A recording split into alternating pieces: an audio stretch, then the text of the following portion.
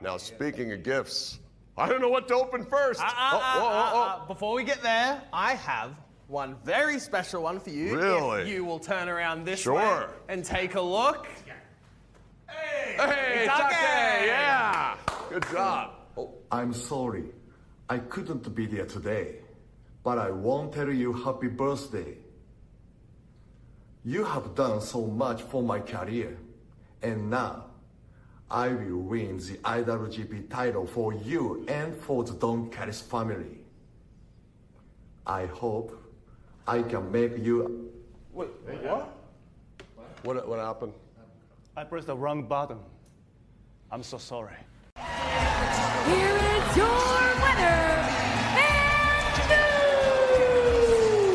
TNA World Champion, Mike Santana.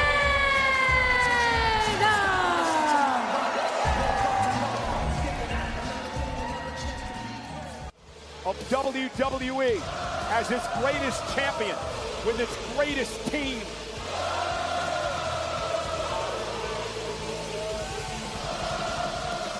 Wait a minute! Oh my God!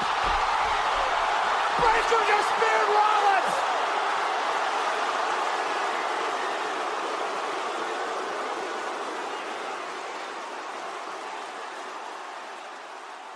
What the hell is going on? In 3, 2, 1, clap. Benoit balls. I still think Kevin Sullivan did it.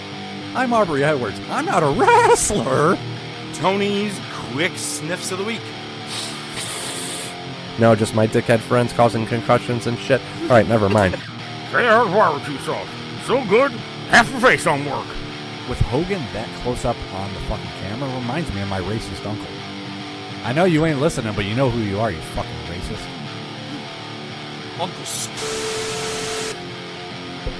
Oh my God, for real, don't tell me that's his name.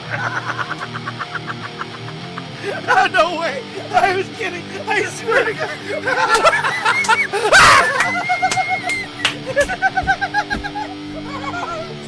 That was just the first thing that came to my head. It was the first thing. Welcome to the Top of Wrestling with your hosts ODM and the Professor.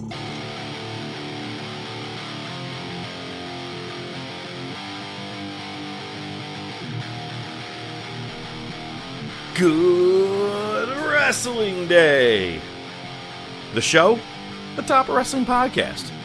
The hosts, ODM and the Professor. Myself, I'm the latter of them. Welcome on back.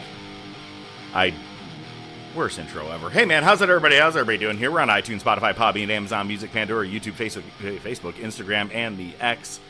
Man, you threw me off with a conversation before we got started here, ODM.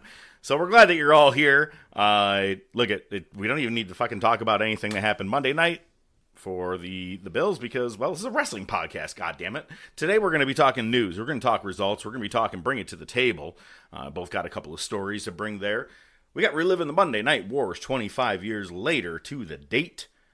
And we have our top topic of the week, which is a movie top topic, and it is our greatest TV characters of all time that we at least think are worthy of that list. Probably, I'm not sure if you did the same as I did, ODM, splitting them up into different categories, but we'll find out when we get there. Ladies and gentlemen, the man I mentioned, ODM. Hey, fella.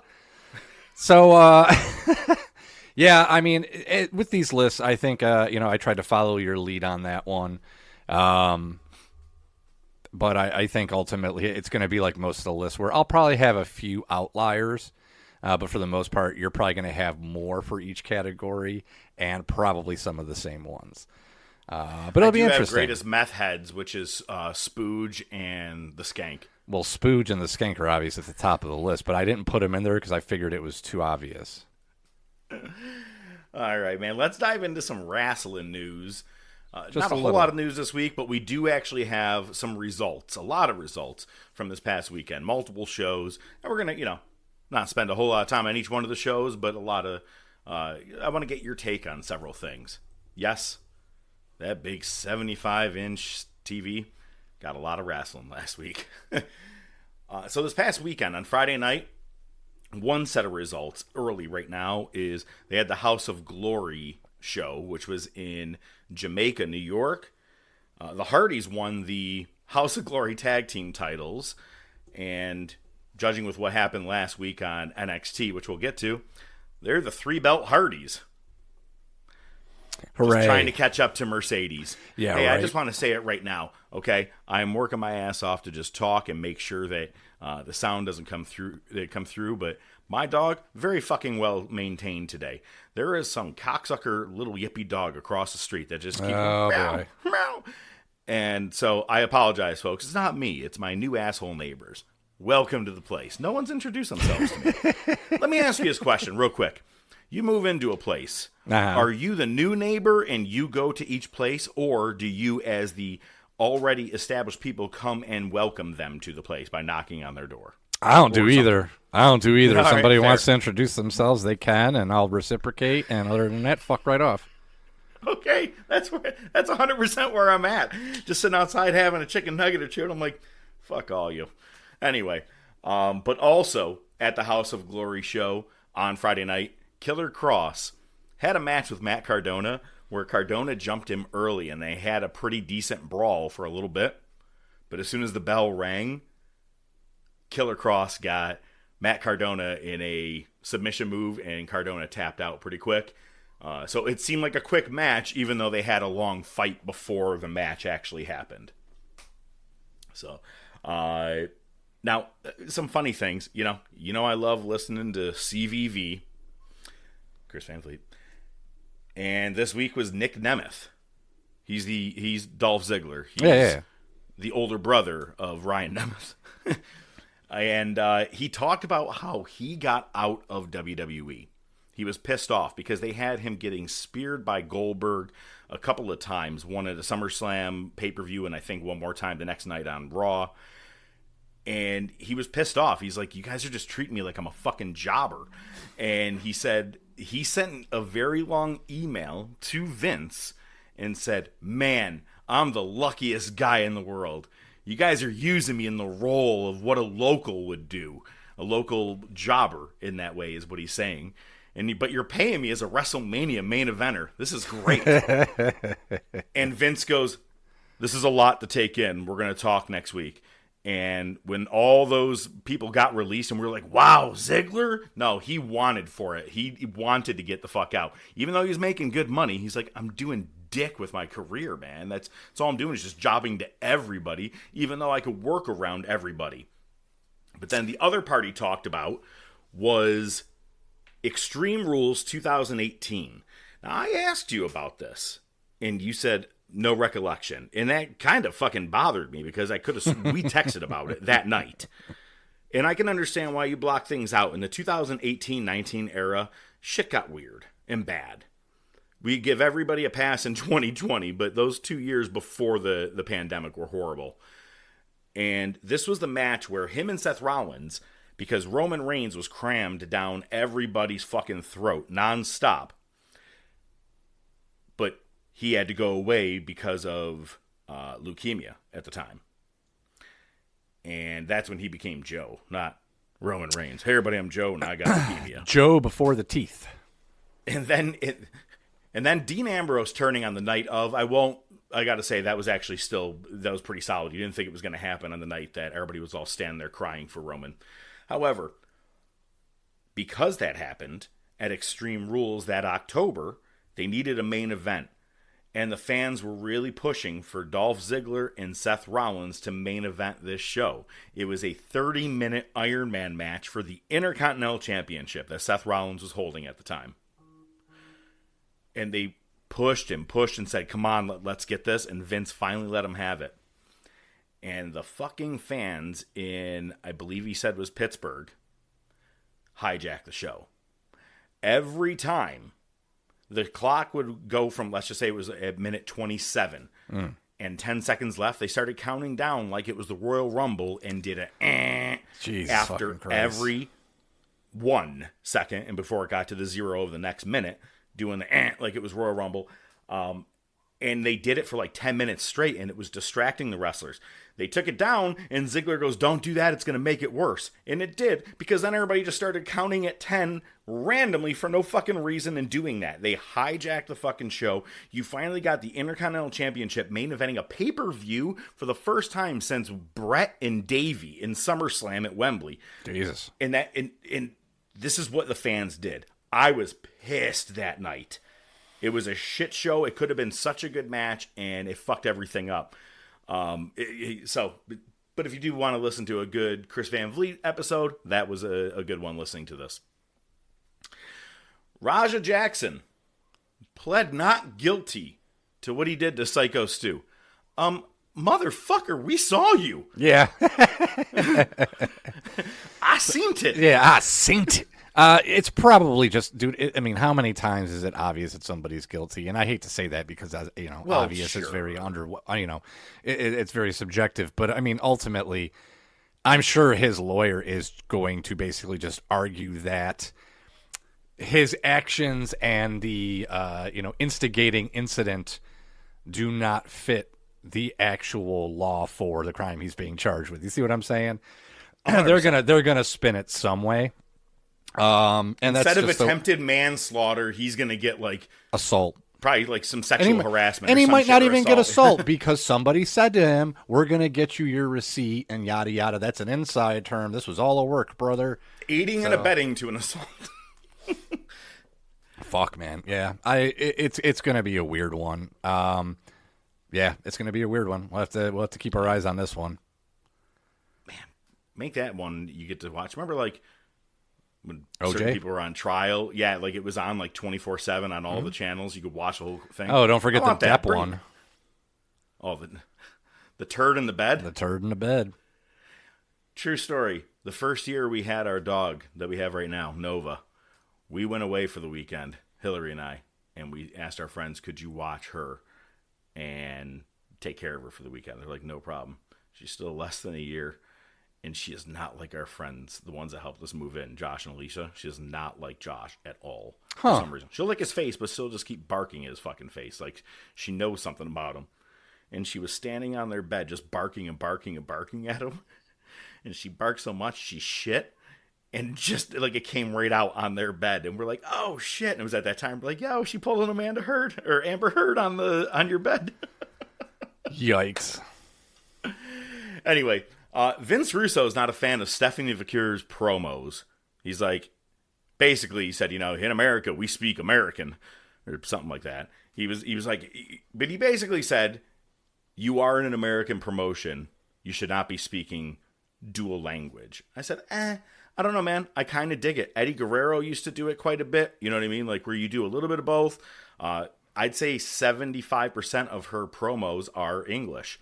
Her English is better than listening to, like, Asuka, Kairi Sane, some of those other people. I think Stephanie's pretty solid. And actually, watching her on Raw, I was like, she's okay. But if you throw a little Spanish in there, I don't give a fuck. Yeah, I don't either. He's just being hot-takey and Trumpy about it. Yeah. You know what I mean? Listen, I mean, at the very least, I would say her English could improve. But hey, asshole, if you go to Italy just because your last name's Russo, I'm guessing they're gonna they're gonna treat you like a piece of shit. Because one, you're probably not gonna learn the language, and I'm guessing you don't know the language. So you're gonna be hey, bro, buongiorno, bro. Well, I was gonna say, what are you gonna go in with your fucking Jersey accent and say bro 1,000 times? Exactly. At least she doesn't do that. She doesn't say bro over and over. She doesn't even say Yeah. Her promos are solid in English when she says it. Is it sound broken? Sure. But does she have the whole bakery behind her and it makes me forget about it? Yes. That's probably why Triple H had making sure he was the one to give her the ring. It's like, I have to be the one to give her this. Oh, we're going to get there. Darby Allin was on Ariel. I always want to say Hemingway. What is his name? Who? Helwani. Ariel Helwani. Ariel Hemingway. Yeah, I always want to say that. Darby He's the one that wrote the old hijab in the sea. He's Ernest's brother. Darby Allin claimed that AEW had to cut the cancer out with all the ego guys. And he said that, this is a staged thing. It's the greatest thing in the world, but this is staged. If you have an ego, get out of this sport. Let me just say something.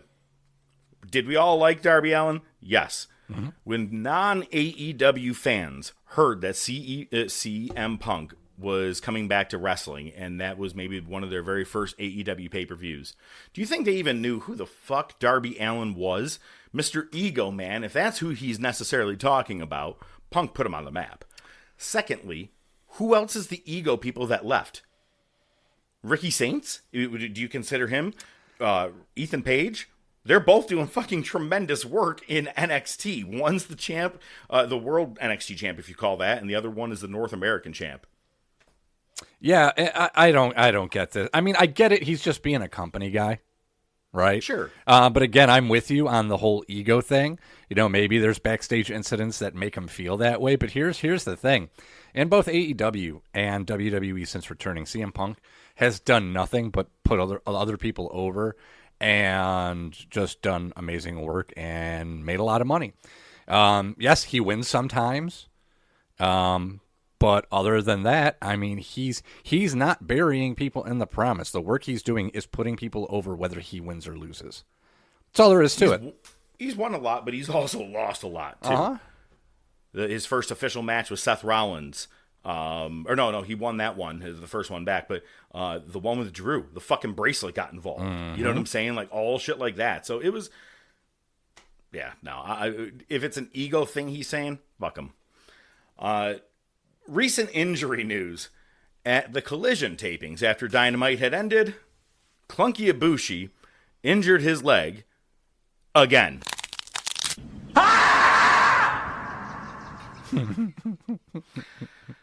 Never gets and old. He just returned. Well, you know, and this, I mean, from a leg injury. Yeah, this you should actually also could be under quick sniffs of the week because, you know, you would think that in a match where somebody went flying off the apron and fractured their femur, maybe since you had the opportunity, since it was a tape show, maybe not show it. Nah, fuck it. Throw it out there. I swear to God, when I saw the rundown of what Collision was going to be and the results, I go, they fucking showed it. That was one thing on Dynamite when Phoenix broke his arm, right? What are you going to do about that? Live. You know? But it's like, okay, not to be whatever, but when the Hart Foundation faced the Rockers and the rope broke, no one saw the match. The Rockers won the tag titles. Never existed. Never happened. Doesn't count. This guy breaks his femur and they're like, nah, we're showing it.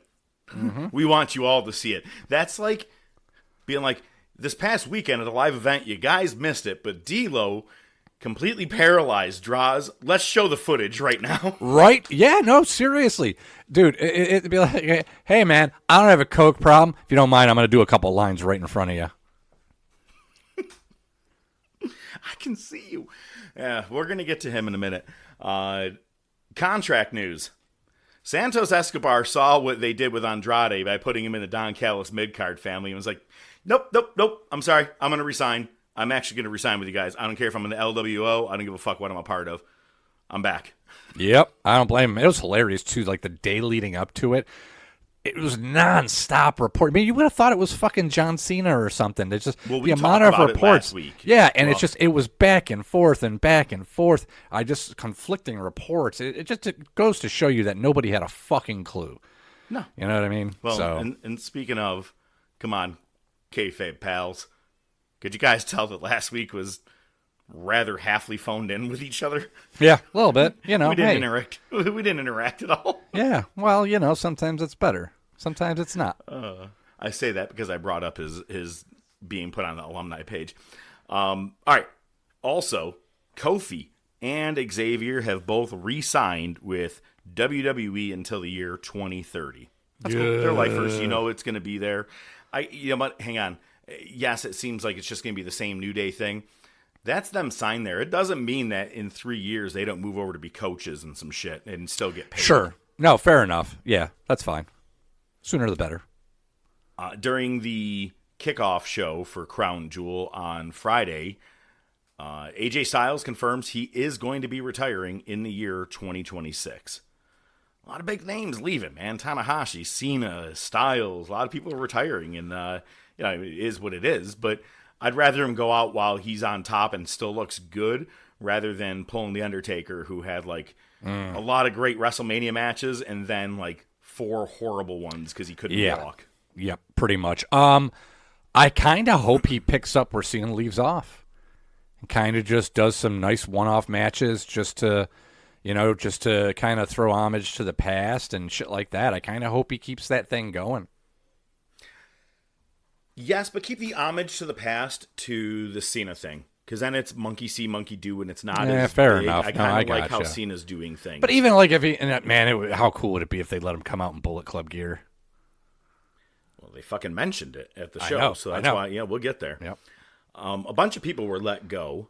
Speaking of contract news, Lance Anoa'i and Wes Lee were let go from WWE, as well as some Evolve and WWE ID or Let's Fucking Go LFG people were let go. Happens. Not going to last. Yeah, 100%. Yep, it happens. It's that time of year. It's always that time of year. Usually it's more right after WrestleMania, and I'm surprised they didn't have a major let go after that, but it's multiple times throughout the year, but WrestleMania is the bigger one. A little bit towards Christmas is when they were like, let's hurry up and cut people loose before the holidays hit in. I don't want to pay everybody to have vacation day. That's how my old company would have been. And in the final thing for contract news, WWE has decided they are not renewing Ridge Holland's contract. Excellent move. Yeah.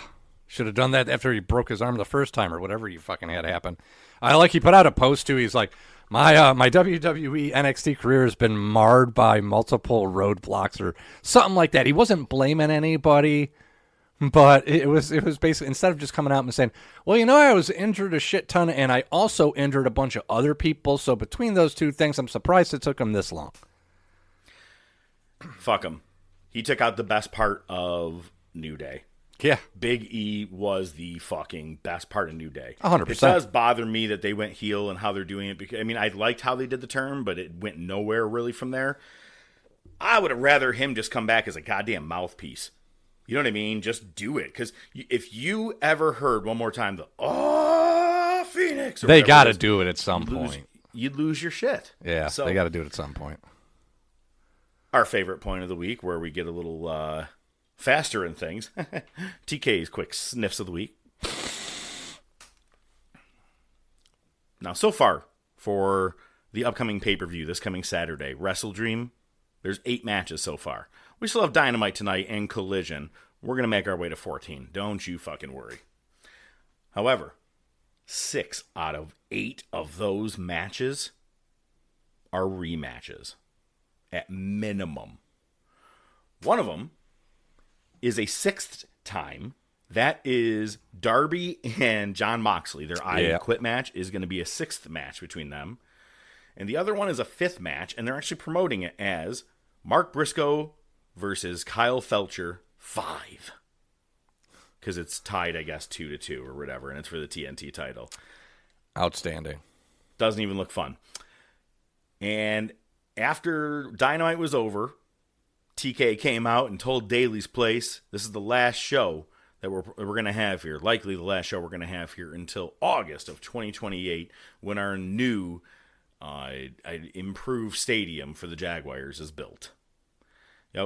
I think you should just go, like the Impact Zone, the WWE Performance Center. I think you should just sit in the fucking Daily's Place until you just save your money. You own the fucking place. Just take in money. You don't have to rent out a goddamn arena first and pay costs. There's 2 ways to succeed at a business of any kind. Mm-hmm. You can plan properly. You can get skilled people who know what they're doing in the right positions. And you can be patient and grow your business over time. Or you could be a rich kid with lots of money and disposable income. And drugs. Well, that comes with the territory a lot of times. I want you to fuck me with your ideas. Spit on it and fuck me with your ideas. Such a good fucking line. I love that shit. Okay. Uncle Dave's Claims of the Week. This is a great one. This happened like 2 days before Raw. So maybe you're like the day of Crown Jewel.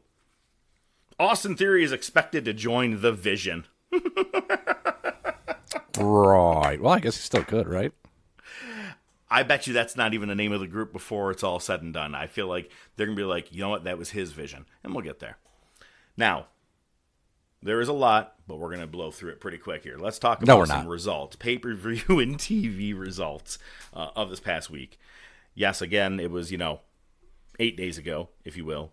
But NXT TV, we had the TNA NXT Showdown, because we can't say invasion anymore. Which, is it really an invasion when Ava and Santino Marella get together and go, oh, that's a good idea. Right. We should have these matches. No, but that's good. I mean, that's good. They're not using the word invasion, right? But they were doing it because of Israel. Yeah, well. The Hardys end up winning the NXT championships, tag team championships, against the Dark State. Dark State's green. There's a part where, God damn it pissed me off. One of them did a move where he went to look like he kneed Jeff Hardy in the head, and he missed completely, and Jeff Hardy still sold it. And I was like, God damn it, Jeff. The NXT women defeated the TNA women in the Survivor Series styles match that had Jordan Grace as the ref. Match of the night, no doubt. Ethan Page retained his North American title against Mustafa Ali. Great fucking match. The finish was just well done. At first, I really thought that after they did a spot where Ali dove through the ropes and hit him so hard, they both went diving over the announce table. Like, clear over the announce table. And the first guy up was Ethan Page. I go, it's weird that he's up first after Ali gave the move, but okay.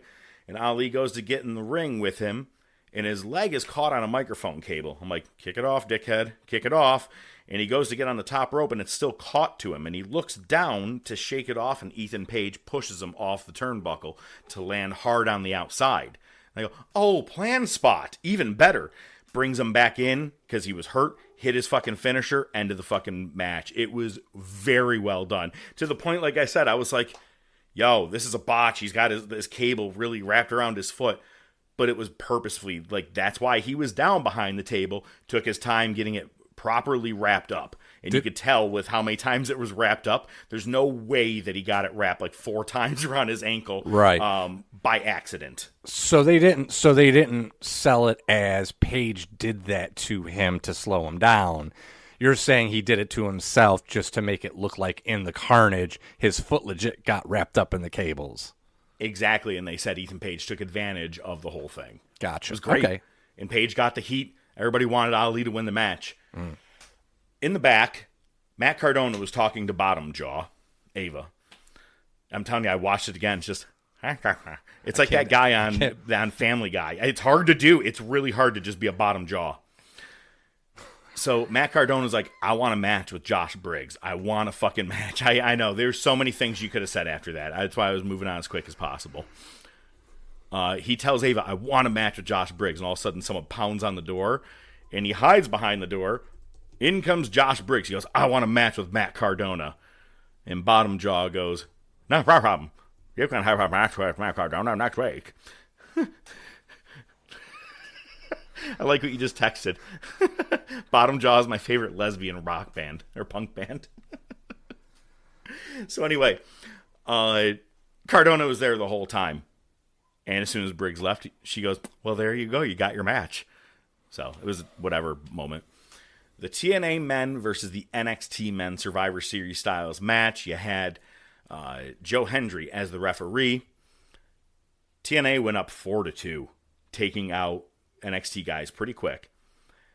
And then, as Ricky Saints was in the ring, he goes to get a tag from Trick Williams. And Trick Williams, who's your TNA champion, but also wanted to be your co-captain with Saints, pulls a Macho Man, leaves him hanging dry, jumps off the apron. Saints is now by himself. He does manage to take out 2 of the TNA guys, which was Frankie Kazarian and Leon Slater. But Mike Santana gets the pin. Him and Moose remain at the very end and win. So TNA ends up standing tall at the end of this NXT show. It was pretty cool. On Dynamite, Andrade debuted last week. Or 2 weeks ago. Last Wednesday, wasn't even on the show. Jesus Christ. Here's a good one for you. Remember Caden Carter? Or she was a part of that. Katana Chance. Yeah. Well, she's now Lacey Lane. She debuted on Wednesday as well. And lost in her debut match to Freddie Monet. Dude, it is legit. You know, the trope about the wrestling business is you go out on your back. AEW, you go in on your back. Mm-hmm. Yeah, you go out as tag team champions like Sting did or Bryan Danielson did. And Freddie Monet actually managed this past weekend to win her 10th title. Doesn't matter. Body Slam Wrestling. Doesn't matter. Doesn't count. Are you talking about the one with Roddy Piper? He's dead. I wish. That's probably how she won it. There was a sign that was taken from the crowd. Ice fears Hangman, because he was pissed off last week about the commercials going through Dynamite. A great moment. Don Callis was having his birthday party, and everybody's sitting around what is like a conference room table, and a video comes in from Konosuke Takeshita, and he says, thank you very much. I think I did pretty decent on that. Not bad. He says to the whole team, or to everybody there, I am going to, now that I won the G1, I am going to try everything I can to win the IWGP Championship. And he is tagging with Okada at Wrestle Dream. But during the middle of it, Okada just grabs the remote and turns the TV off where, Takeshita was coming from. And everybody goes, what are you doing? He goes, oh, wrong button. I think they're gearing up for a face turn for Konosuke, and I think that they're going to have him and Okada have some matches in AEW. They might be pretty decent, but Okada's a watered-down version of what he ever used to be to me. 100%. Kenny Omega tells Jungle Boy he just doesn't really trust him. And then, to me, the promo of the night was, I had to send this to both you and Lil Jon. The Beast Mordos is backstage. Blah, blah, blah, blah, blah. I don't give a fuck what he said. But then after it was over, he goes, and her, and like turned his face looking all weird. That was like horrible fucking promo, man. But you're banging Freddie Monet, so you get to do whatever you want. Friday night SmackDown. A little bit of a botch, technically, if you want to call it, on probably at least Cody. So they open up SmackDown. They just got done having their tapings for Main Event. They're still doing those, apparently. And the crowd is chanting Seth's a wanker while Cody Rhodes is in the ring. And he turns to Michael Cole and he goes, can you tell me what they're saying? And he gets Wade Barrett to say it. But when they turn the camera over, the Main Event logo is still on the top of the announce table while SmackDown is lit all around the ring. Yeah, thought that was pretty great. Cody goes to the back, runs into Jacob Fatu, and he says, I'll be waiting on the other side of Crown Jewel. Yaramin. But then he ends up seeing Nick Aldis. Nick goes, I want to see you in my office. Or no, Jacob goes, I'd like to talk to you. And he goes, well, let's come to my office. Bam! Gets jumped by Drew McIntyre. Aldis goes, it just kind of gets mad at him. Later on, he sees Drew McIntyre and he goes, I'd like to have you come to my office. I want to tell you that we're going to have a match. And it's him and Fatu next week. Bam! Jacob Fatu comes over and blindsides Drew McIntyre getting a receipt. All right, I liked it. Kind of kept it going. I'm okay with the Drew and Fatu movement or match right here if the movement moving forward is kind of what we're seeing over on Raw. I did read we have new creative teams just recently that they've kind of set up new creative teams. And if it's me, push the youth while you can right now before it's too late and we don't give a fuck. And this is a great one. Sami Zayn, his U.S. Open Challenge, answered by another man who is kind of has the big show quality going on when it comes to turning. But Shinsuke Nakamura came back, and we're talking the old exact music that he came out to and take over Dallas. Same moves, everything where he falls, bending his body in half over near the rope. And the dude still got it. It was a good match. He's the man. Only for a guy in a hoodie and face paint shows up. The moment I saw him, I knew who it was. Crowd didn't know. They were not going to fucking figure it out because if you didn't watch New Japan, you did not know. And I go, that is Tama fucking Tonga. Thank God he's back. And then up come the rest of the MFTs. Hikuleo, Tongaloa, and I'm still not getting JC Mateo, okay? If this is your family thing or whatever, he's not family. You know, I mean, Bronson Reed, I think I kind of had to understand on the vision for, you know, what it was, but JC Mateo just doesn't work for me, and I feel like he was there for Tama Tonga's spot while he was gone. Just not a fan of him being in there. That being said, they did wreak havoc and beat the fuck out of everybody. I did like JC Mateo's power slam. It's different. Most people run and do it one way. He does it turning his body in reverse and kind of feet first going against the ring and turning his body. It's a little different. But everybody had fucking face paint on. And is it me or did Tongaloa botch his own fucking face paint? Everybody had cool, all right, JC Mateo had it like kind of dripping down looking. Same with Hikuleo, kind of similar to Tama Tonga. Tama Tonga had the strong red paint going right down the eyes. Tongaloa had the Repo Man look, just a straight black going across his eyes, and that's it. And I go, he botched his own makeup. Maybe Barry Darso did his makeup for him. Oh, it was fantastic. Sadly, I like Alexa Bliss and Charlotte. The more I keep watching them, they're getting better. It's showing me a different side of Charlotte that I've never seen. She's kind of she can be funny, silly actress, you know what I mean? Rather than, I'm just a queen, woo! And that was the only thing you ever heard from her. They're doing funny bits, and she goes, she says to Alexa Bliss, at least we're on the same page. And they go to walk away, and they both went in separate directions. Bliss goes, other way. I was like, little things like that. Okay, I'm giving Charlotte a little bit of a pass as of recent on her work. I'm okay with it. Yeah, something different, and you know, it's not going to be main event stuff necessarily. So, you know, but that's okay. I don't need her to be. I've seen her in there enough. Exactly, that's what I'm saying. Yeah. Well, actually, I'd actually be okay if she took the title off of Tiffy. I don't fucking like Tiffy time. Me neither. Not a huge fan. The Wyatt Six retained their tag titles against the Street Profits. As much as I really don't care for the Wyatt Six, I will say Joe Gacy and Dexter Lumis's finisher is pretty cool. The suplex right into a powerbomb. It's a good move. But after it's over, and they didn't have Uncle Howdy there for some weird reason. Maybe he's got a passport issue because this was in Australia. But the MFTs show up. Now what's crazy is because Wyatt Six won, it was dark.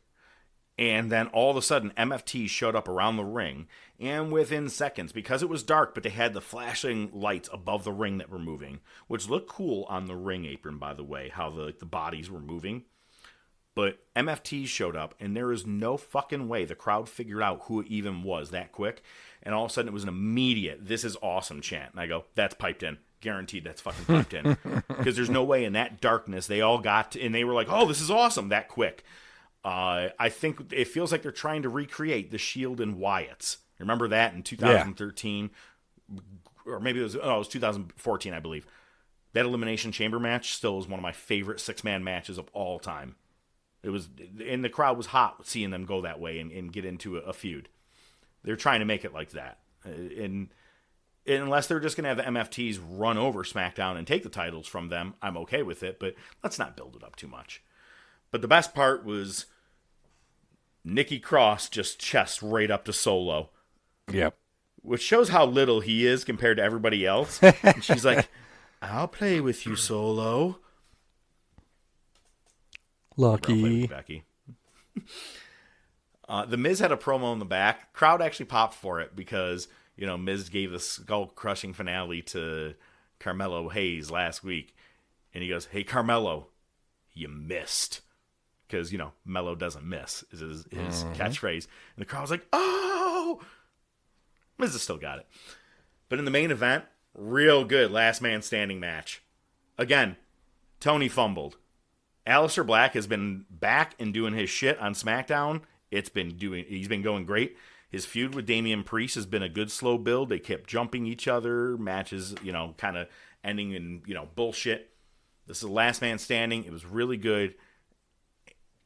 And then the big part came in where, hang on, I just gotta get another pod here, folks. That's a kayfabe, pal.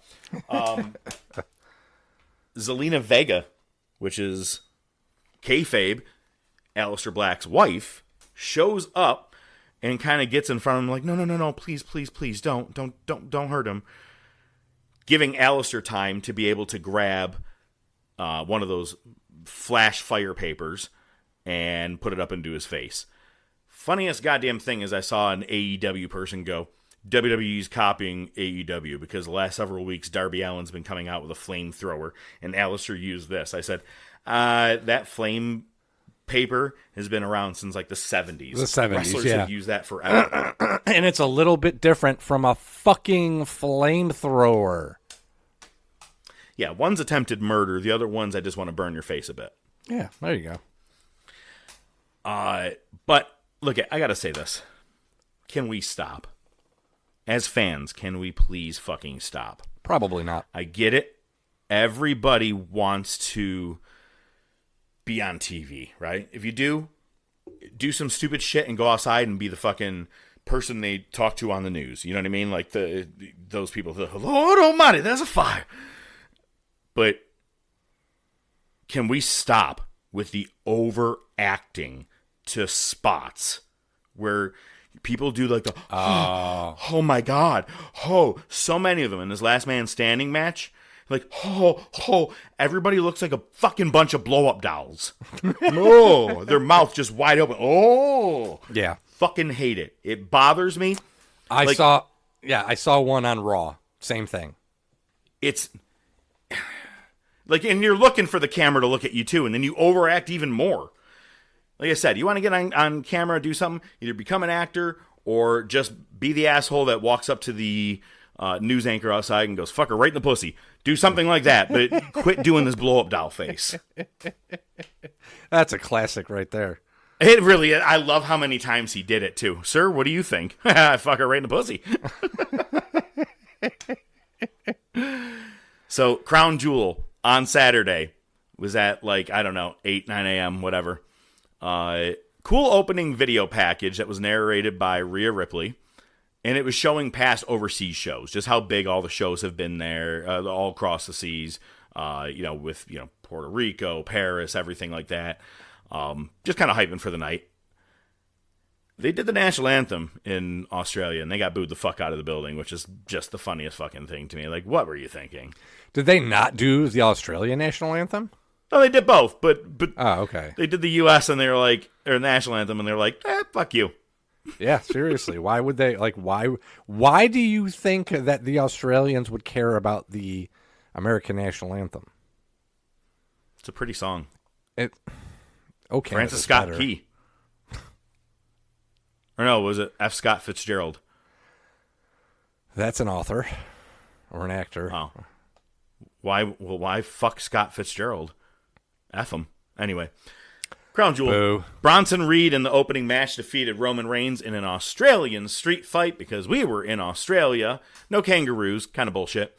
Usos came out, because obviously Braun Breaker made his way in there. And Jey Uso accidentally spears Roman Reigns into the table, helping Bronson Reed get the win. The Usos and Roman Reigns are sitting in the middle of the ring, all on their ass, just kind of looking at each other. And Roman goes, "This ain't like the past.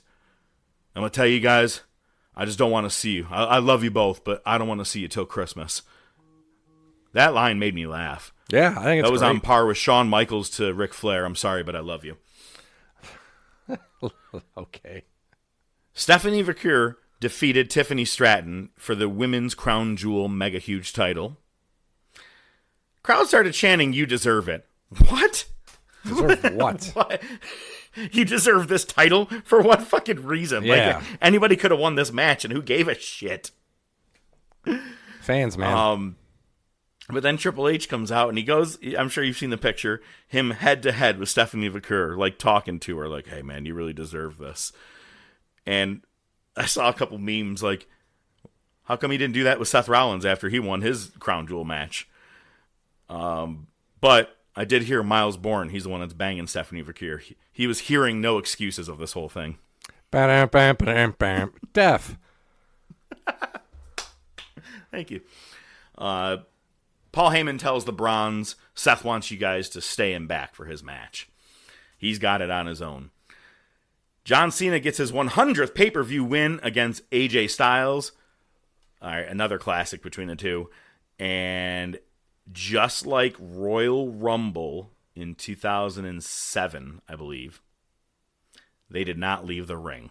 They stayed in the ring for the entire match, which is that's rare these days. Everybody dives out at least once, or you put the person outside just to have a break or whatever the case could be. Never outside, which I dig.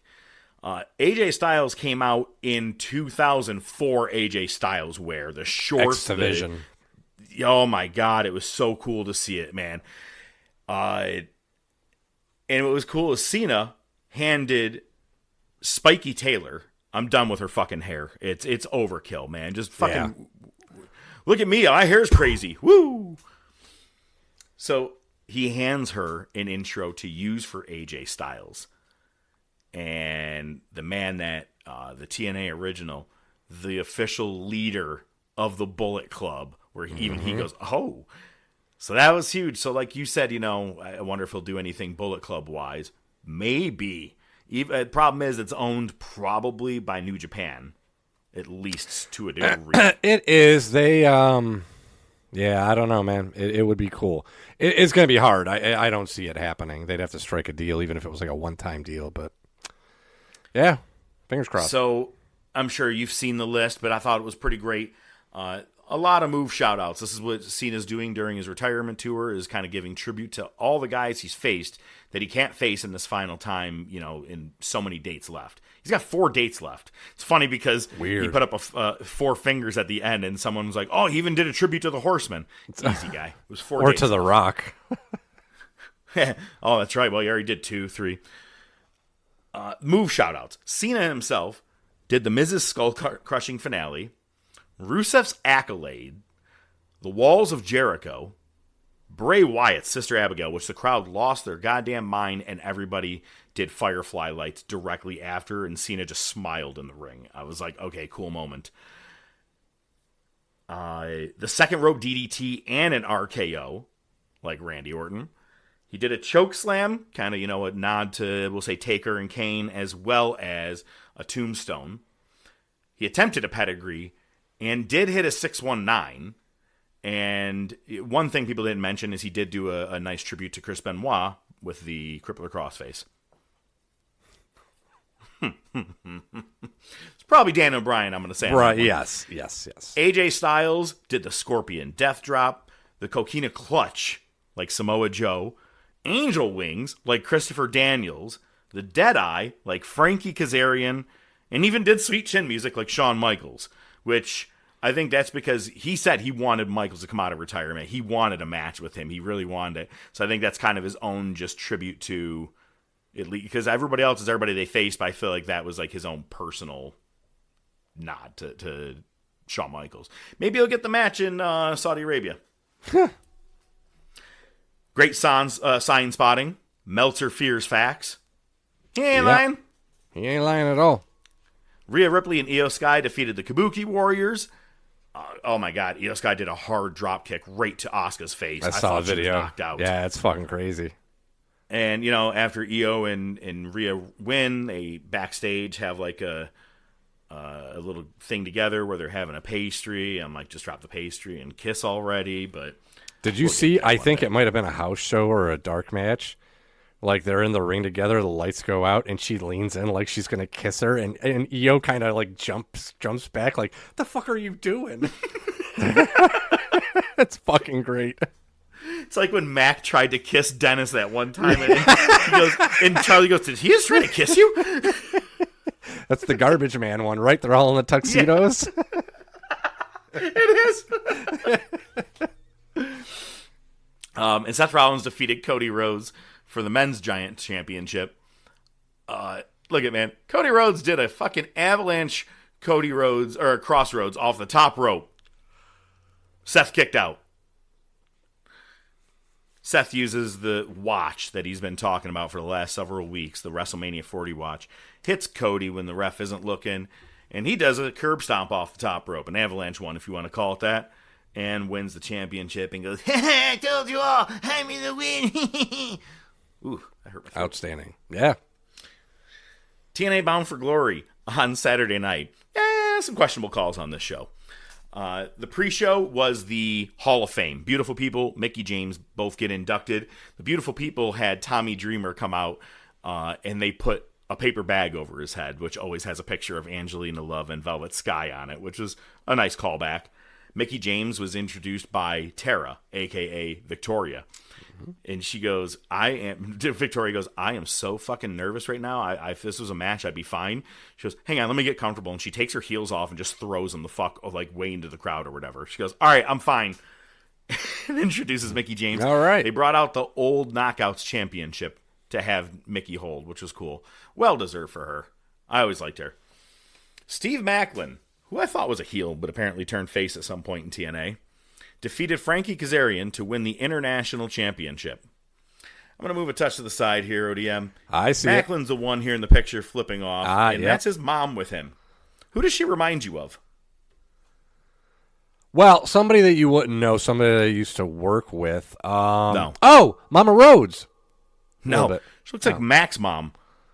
His name is Steve Maclin. She kind of looks like Mac's mom. Yeah, that's exactly what I think. When she's flipping off at the camera, that's what Angela's like, You know what? That means she's really happy. She didn't give a yes or a no. Trick Williams did a good backstage promo. You got to give him credit, man. Works 2 companies as a champion. I think WWE sees something pretty big in Trick Williams overall. Oh, 100%. He does a promo, and I go, this motherfucker's wearing his championship upside down. What a fucking idiot. No, it was a part of the thing.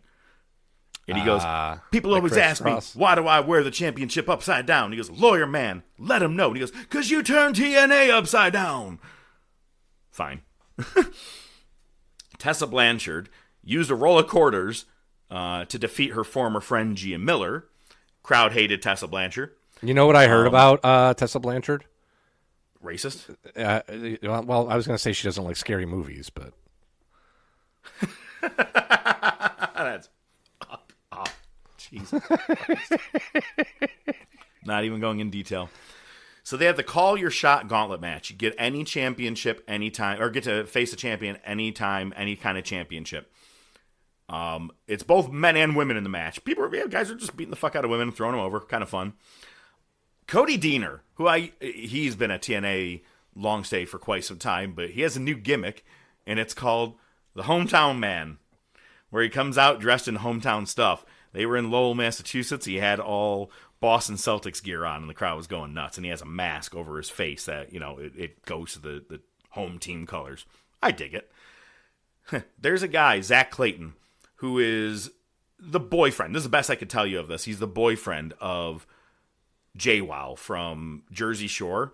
He worked in AEW for like 2 minutes in Ring of Honor. His name is Zach Clayton. He came out with Nunzio and is now in the Full-Blooded Italians. I saw Again, that. his name, Zach Clayton, is a full-blooded Italian. Close.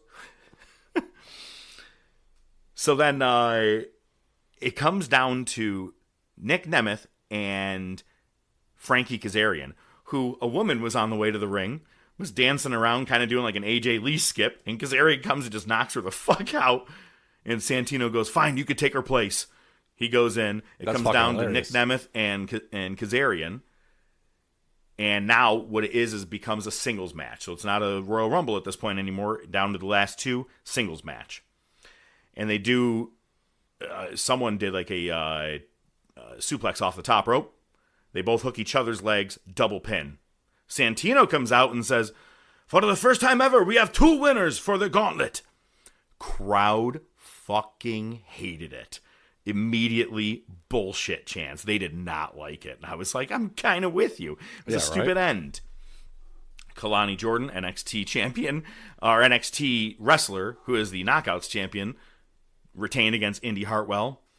The System, which is Moose, Brian Myers, Eddie Edwards, their crew, they defeated in a hardcore war the Order 4, which is Mustafa Ali's group.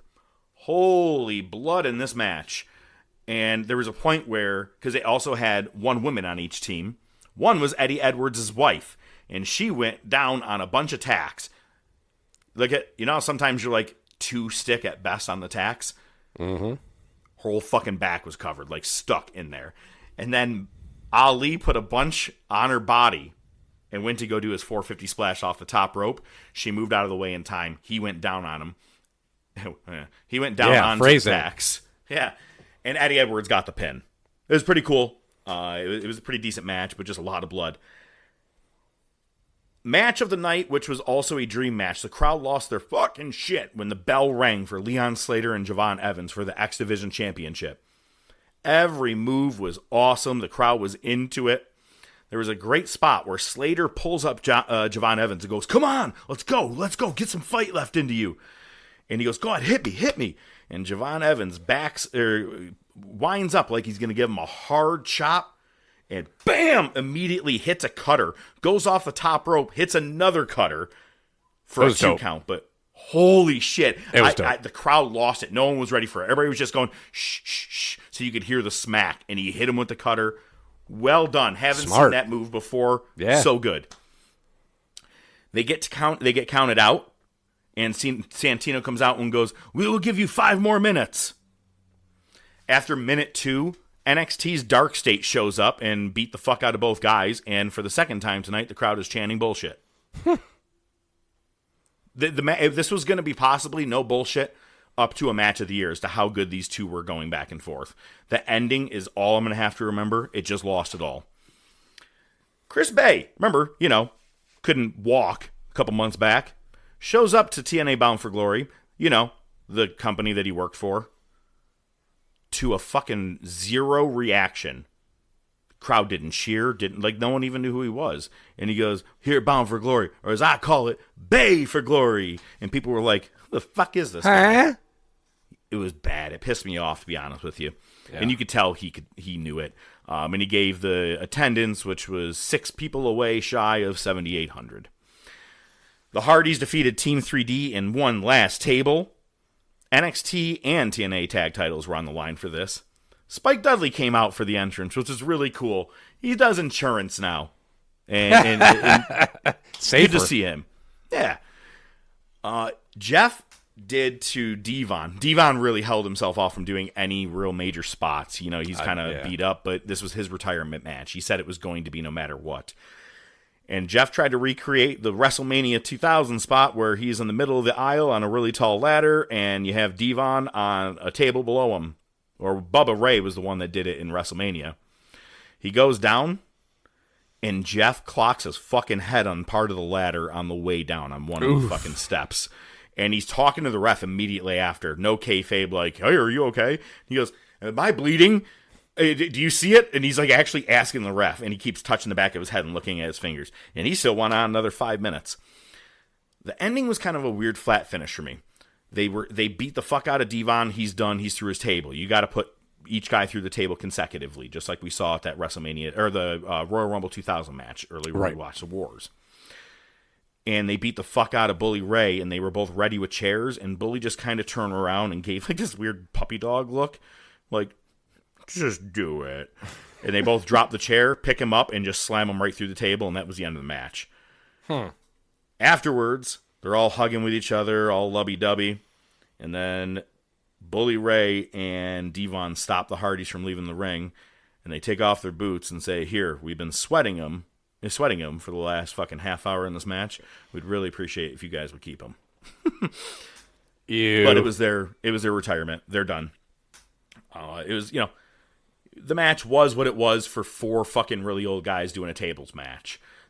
Matt Hardy was probably the best looking out of all of them. Jeff was good until he concussed. Makes sense. Yeah. And I called it. Mike Santana won the TNA title, brought it back home to TNA by defeating Trick Williams. A little chicanery in this match because you also had that lawyer guy trying to get involved. There's so many funny memes that are out there because his daughter has like a Jerry Curl type afro set of hair, and he's hugging her in the ring afterwards, and people are like, "Oh, it's really cute. Ortiz showed up." But after he wins, bam, lights go out. Nick Nemeth shows up, and he has the trophy in his hand. He's ready to cash in. I go, "Motherfucker, if you take this from Santana, I'm going to be really pissed off right now." And it's like when Daniel Bryan won the title and Randy Orton took it like 2 minutes later. I was so pissed off. This one, lights go out again, and all of a sudden you hear a guitar strum in the key of E. It's Elias. And he breaks the guitar over Nick Nemeth's head. Baby powder type dust all over the place, like disintegrated. But then you look in the ring and Kaz is just waiting and he's going to the ref. I'm cashing in. Because remember, they're both gauntlet winners. And the ref goes, you need that trophy that's over in the area of the aisle. You got to go get it. And as he goes to, Mike Santana kicks him. Super kicks him. Go off pay-per-view happy. What I did like is, you know that Santana was dealing with drugs and alcohol issues while in AEW. After he won this world title, which you got to remember, he was in TNA for quite some time with Proud and Powerful. You know, they were LAX. Yep. Has his daughter in the ring, puts the championship on her, gets on his knees, and puts his head right to her feet and said, this is for you. Almost like a Japanese, kind of thing. Yeah. His daughter started crying. I was like, yo, cool fucking moment. I'm all for it. Fuck yeah. And then Santana got on the top rope and posed.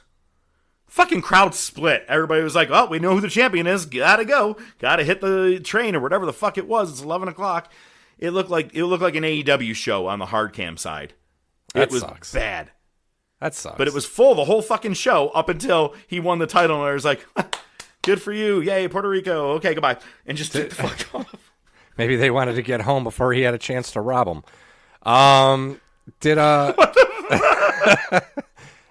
So, all right. So, did the crowd pop? Like, was it a good pop? Oh, yeah. No, they loved it. They were happy that he won the title.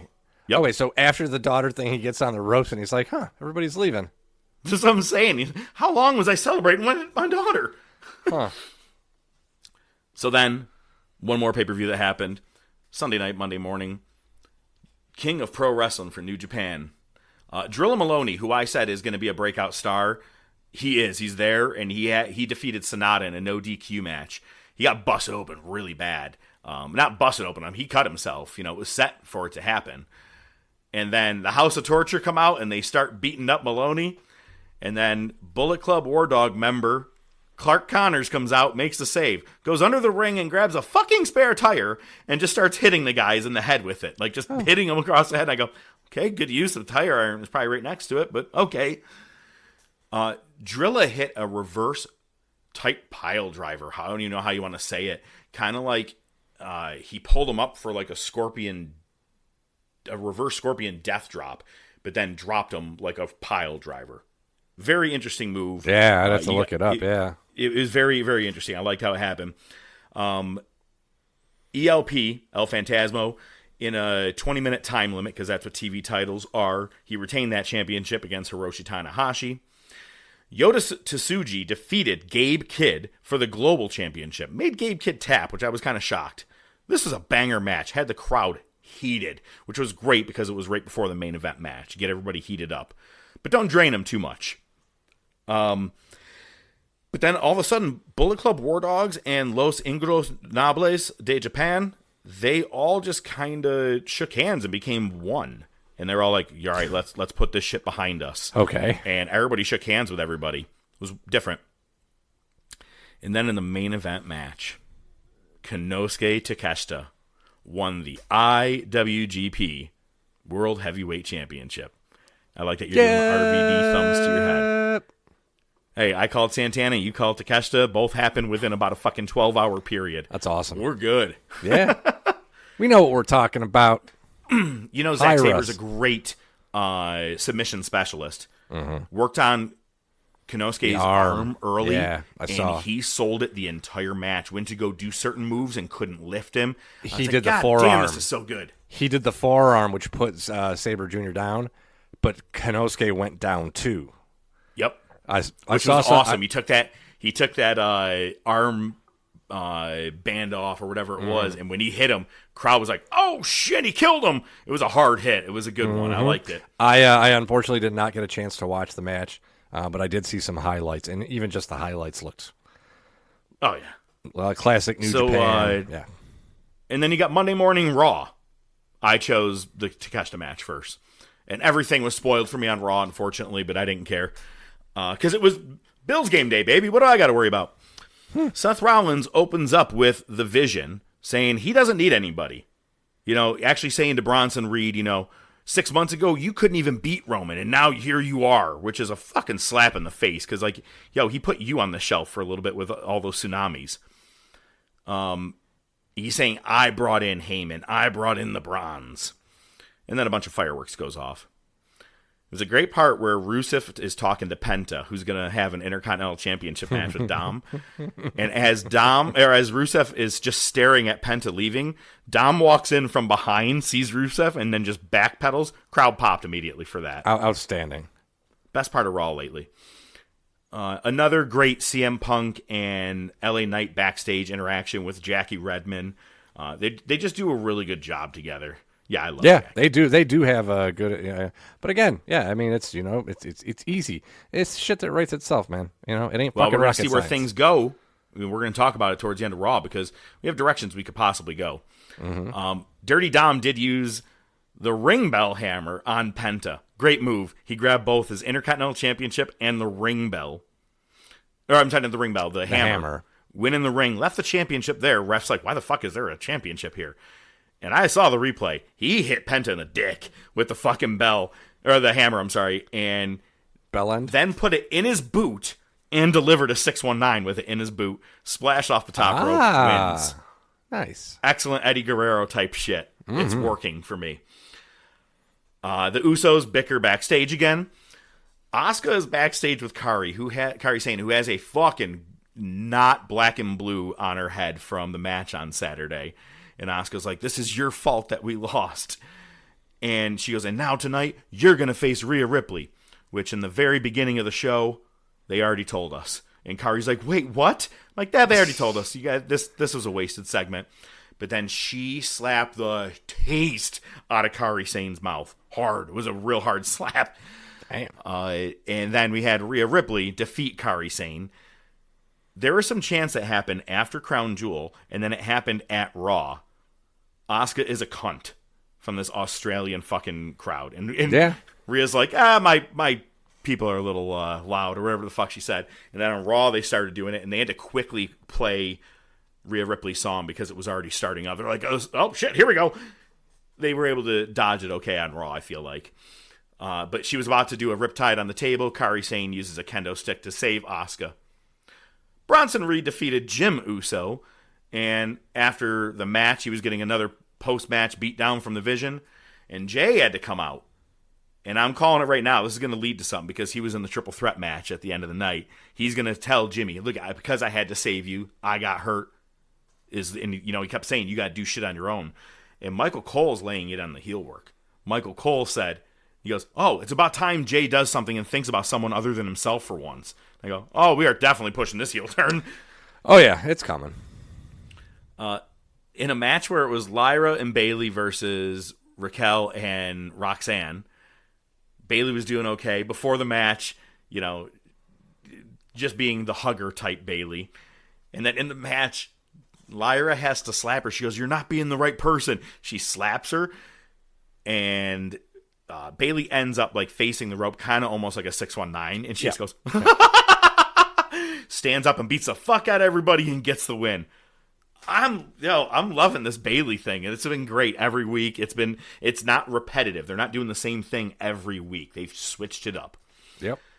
While Adam Pearce and AJ Styles are talking backstage, Dirty Dom goes, why do I have to face Rusev next week? I'm like the only fighting champion around here. I'm the real workhorse champion around here. Which he's not lying. What's her name? Giulia has had the U.S. title for over 100 days, defended it once. Judgment Day is defended only once or twice as tag title champions. Even Xavier Woods called it out from the New Day. But as he's saying this to Pearce goes, that's a great idea. Why don't you tell your buddies that they are going to have a match next week and they're going to face AJ Styles and Dragon Lee for the tag titles, and tell them it was your idea.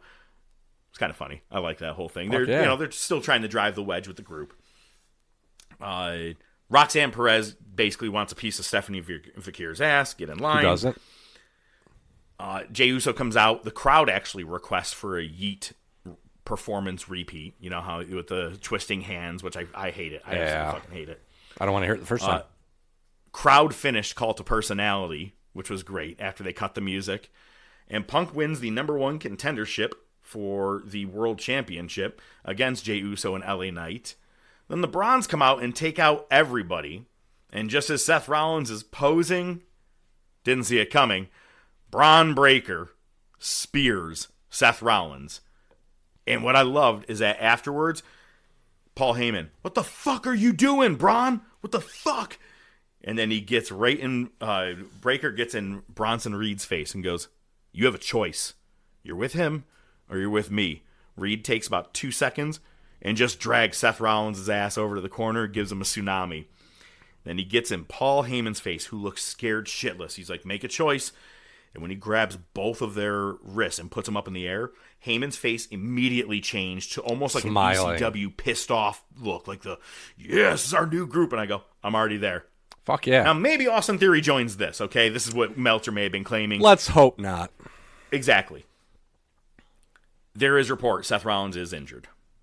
I saw that, which is hilarious because it's hard to trust now, but that's kind of good. It's an element of kayfabe that's brought back to it. Maybe that is the reason. It does seem like it's a bit soon for the Braun turn. And here's the thing. He ate a spear and a splash. That's going to put him out for however long. Maybe it's a small injury, so he's only going to be out for a few weeks. I don't know. I mean, we'll see what happens. So Punk winning, I guess they were supposed to have a title match at Saturday night's main event, which is, I believe, in Chicago or some shit like that. Yeah, I don't remember. Yeah. War Games is in San Diego at the end of November. Seth was supposed to apparently be on one of the teams, so that's out. I think everything just kind of got reset. What I'm saying is, what if Rollins had to vacate the championship and they have Punk versus Breaker? You put Breaker over. It's time. You don't need to wait 2-3 years to put it on him. We did it with Rusev. It was wrong, and look what happened. He went down the hill. Ziggler, we did it for one fucking day. He got concussed. He was out. Everybody that we want to get pushed at the right time never fucking gets pushed. I'd actually be okay with LA Knight taking the world championship right now. There you go. Maybe he wins it and then Breaker takes him out. Something like that. Yeah, but interim champ. Do it like I have on my 2K. Breaker is one champion and Fatu is another. Yeah, just seriously. fucking do it. Why are we wasting time and thinking we have to establish them now? Both of them are goddamn powerhouses and great at what they do. Yeah, fuck it. I say, you know what? And from a business standpoint, as much as I hate the whole fucking crown jewel thing or whatever they just fucking did, give them both the title now and plan for that match next year when they're going to do champ versus champ. That's going to be a fucking banger. You know? But man, every Raw is extremely repetitive week after week. I can already tell you what's going to happen each week. Something with the Vision. You got a CM Punk promo, maybe LA Knight. You have the variation of Rhea Ripley, Io Sky, and the Kabuki Warriors, whether one's facing one or tags. Yep. Then you have same with Bayley, Lyra, and the Judgment Day. It's the same thing with them. We'll probably get a good Dom match because everybody wants to pop by seeing him. Yeet, and probably more Vision stuff. Same exact thing every goddamn Raw. It's annoying to me, to be honest with you. So, before we wind into the second half of the show, Wrestle Dream is this Saturday. Again, only 8 matches. Kind of shocked. Thelka is going to take on Jamie Hayter. Probably going to build towards that really awesome Blood and Guts that's going to happen in South Carolina. Hurt Syndicate is going to take on Ricochet and the Gates of Agony, which, again, another rematch. TK's quick Coke match of the night. Here's $500,000. The winner gets it. You have the Young Bucks and Jurassic Express. I swear I've seen this match. Yeah, I hope the ring implodes. I Quit match, Darby Allin versus John Moxley. Same. Kyle Felcher versus Mark Briscoe 5 for the TNT Championship. It's actually labeled that way on the graphic for their match. 5. Like, that's supposed to be exciting. Yeah. I'd rather watch Rocky 5. Brody King and Bandito defend against Okada and newly crowned IWGP Championship winner, Takeshita. Chris Statlander defends against Toni Storm.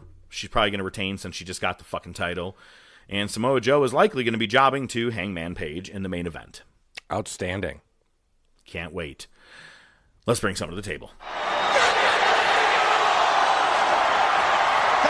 Just bring it, bitch! Oh my God! That was a long first half.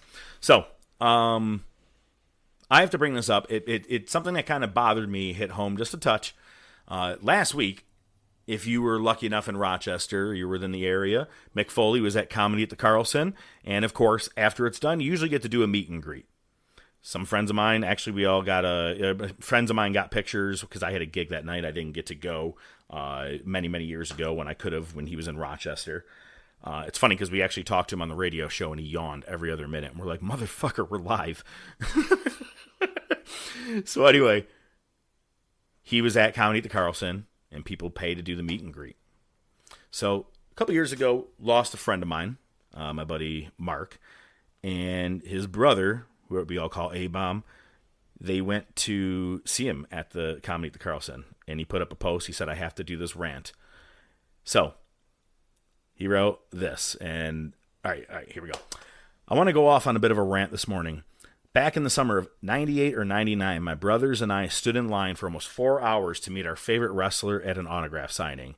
As a young fan, nothing was cooler to me than standing with my 2 siblings waiting at a chance to meet an icon in the wrestling business. That man was Mick Foley.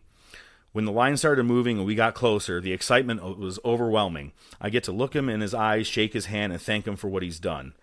As I approached, I was starstruck. All I could muster up was, hey, Mick. I nervously stuck out my hand to embrace him with a friendly handshake, and he unenthusiastically gave a half-ass high five, followed by a quick picture where he just slid us off to the side and moved on to the next person. No eye contact, no thank you, nothing. My brother, Mark, leaned in and said, let me shake the hand of the guy that whooped the Rock's ass. And Mick chuckled and shook his hand, signed the photograph, gave it to him.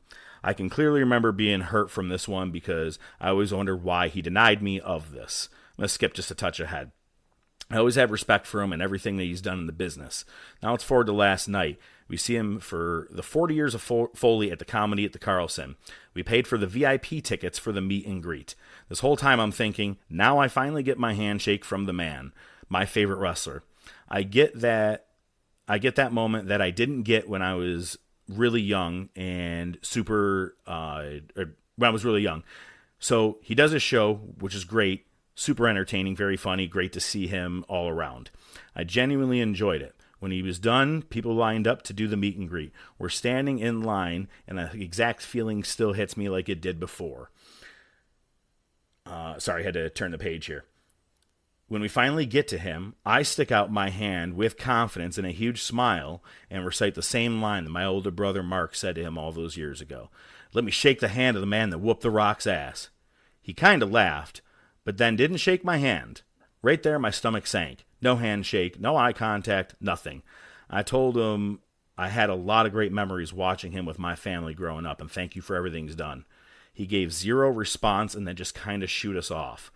I left that night feeling unbelievably disappointed, denied for one thing I paid for, but also waiting patiently to see him, and the moment I wanted never came. Not just a simple handshake with eye contact was kind of all I'm asking from my hero. And then, a bunch of people saying, and then at the end he said, obviously it's the whole don't meet your heroes thing. Bingo. And I was like, it sucks because that's exactly what happened to me meeting Bret Hart at Frontier Field. I was like, yo, I am meeting my fucking idol. This is my wrestling hero. I mean, my buddy Spada used to be like, you maggot wearing pink and black like Bret. He used to say that all the time. Well, I go to do it and the same exact fucking thing. Just a quick, scribble on a paper. Didn't look his head up at all and just shoved it down the line. I go, Bret, I'm a major fan. And he just kind of nodded and had his head down the whole time. And I was like, you cunt. I'm like, what the fuck? Still in my top 5 wrestlers, man, but what the fuck, And it's like I told you, Marty's buddy Wagner sees Ric Flair, just touched him on the shoulder, Mr. Flair, and he goes, don't you ever fucking touch me, kid, and loses his mind. He's like, well, there goes all my memories of you. That's awesome. Great. But not everybody's a piece of shit. Brother Marty hung with Mickie James after a gig one night or some shit, and she was there, and she was cool as fuck. So, win some, lose some, but fuck Foley. That kind of bothers me. Maybe one day you were off, but that's really how you are at a lot of these signings. Fuck you. If I mean, you got to figure, you and I are never going to understand what it's like to be in that kind of spotlight. So probably gets tiring pretty quick, and it's probably hard to keep a smile on and be as polite as you can to every single fan along the way, let alone in one signing, let alone over the course of years of doing it. I saw Foley at a Red Wings game, had a very short interaction, very polite, was nice. Don't know if we shook hands, but signed an autograph, took a picture, smiled. Seemed nice enough. So I think it's hard. Should have said something like, if Can you're I going touch the dead ear spot? If you're, let me see that dead ear. If you're going into it being excited, it's a lot easier to get let down. Yeah. What did you expect? Like he was gonna fucking suck your dick or something? Fucking, it's. I'd go over 15% for that. You would for Brett. You'd probably go fucking under 10. But yeah, I don't.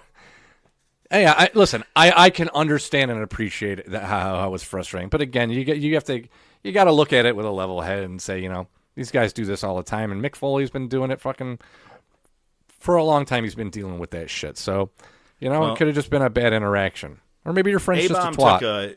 A-Bomb took his brother's death pretty hard. We all did. And that aside, that I'm not even going to attempt to make a joke about it. That sucks. No. What I'm saying is, I think he just wanted to kind of make that be like kind a of memory correct for his history brother. in a better way, Gotcha. and No, I kind of have gotcha. the same memory. I gotcha. Something like that. I get it, but it was it was really fucked up to hear that story for him.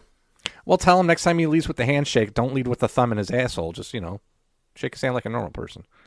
Hey, would you like a chocolate pretzel? They're messy, but damn, are they good? I hope to come loud, hopefully in a 69. Woo! Sorry, it's personal. All right, what are you bringing to the table this week?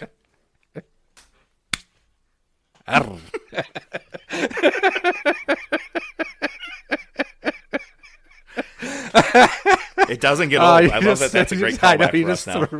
Threw me off there.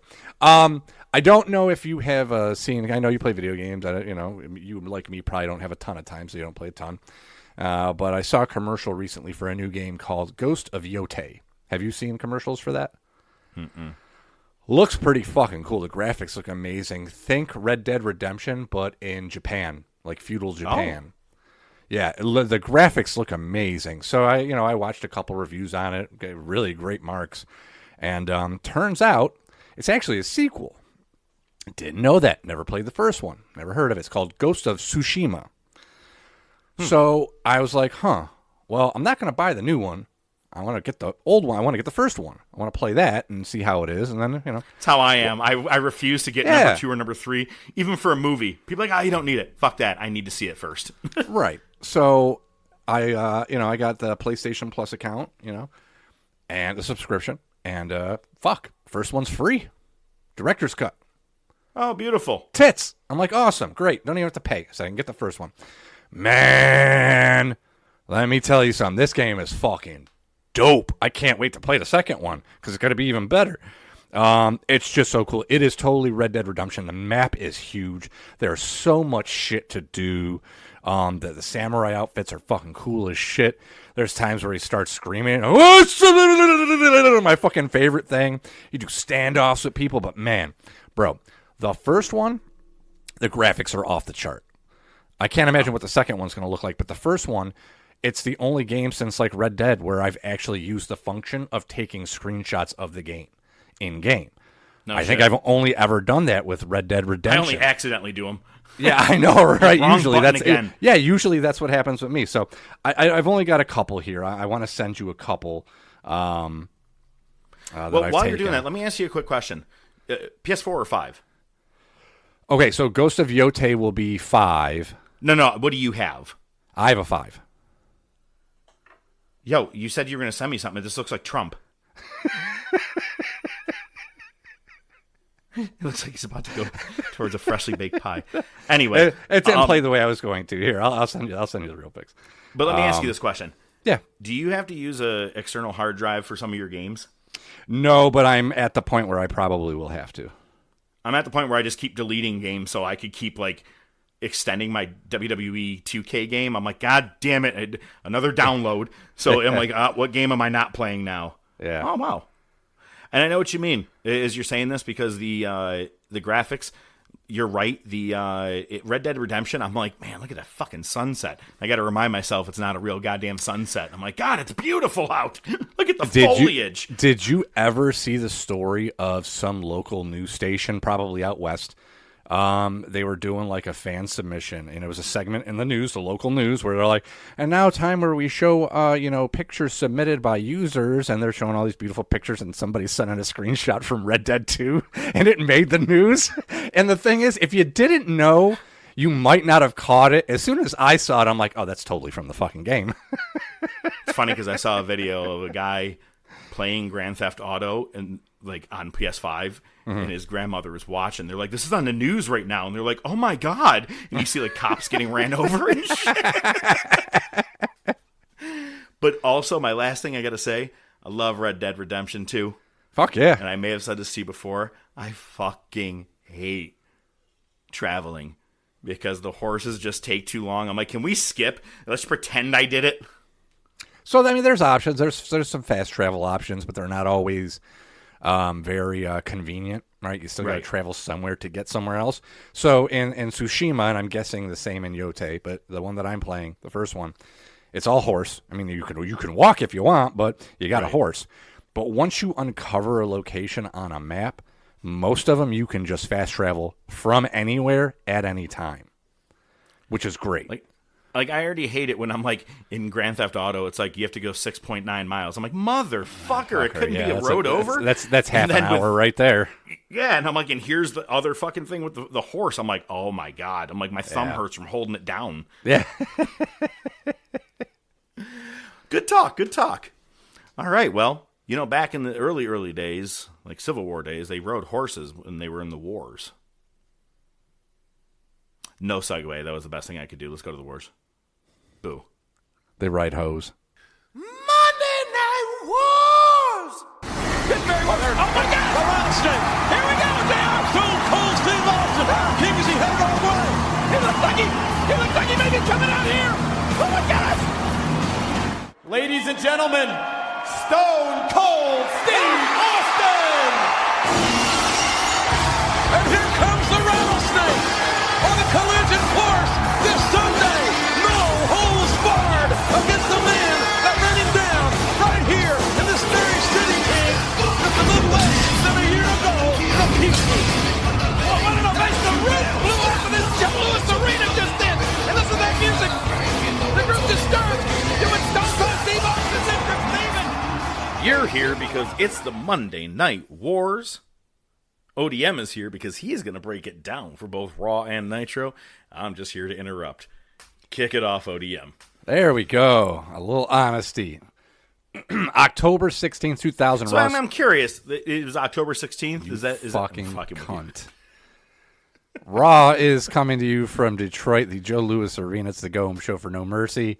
Open up with Eddie versus Jericho for the IC title. Eddie's getting massive boos. Cuts a pre-match promo. Kicks it to Lillian Garcia. Says he got tired of Chyna's moaning, crying, and whimpering. She's just a pain in the ass. And then she calls out Mr. Ass.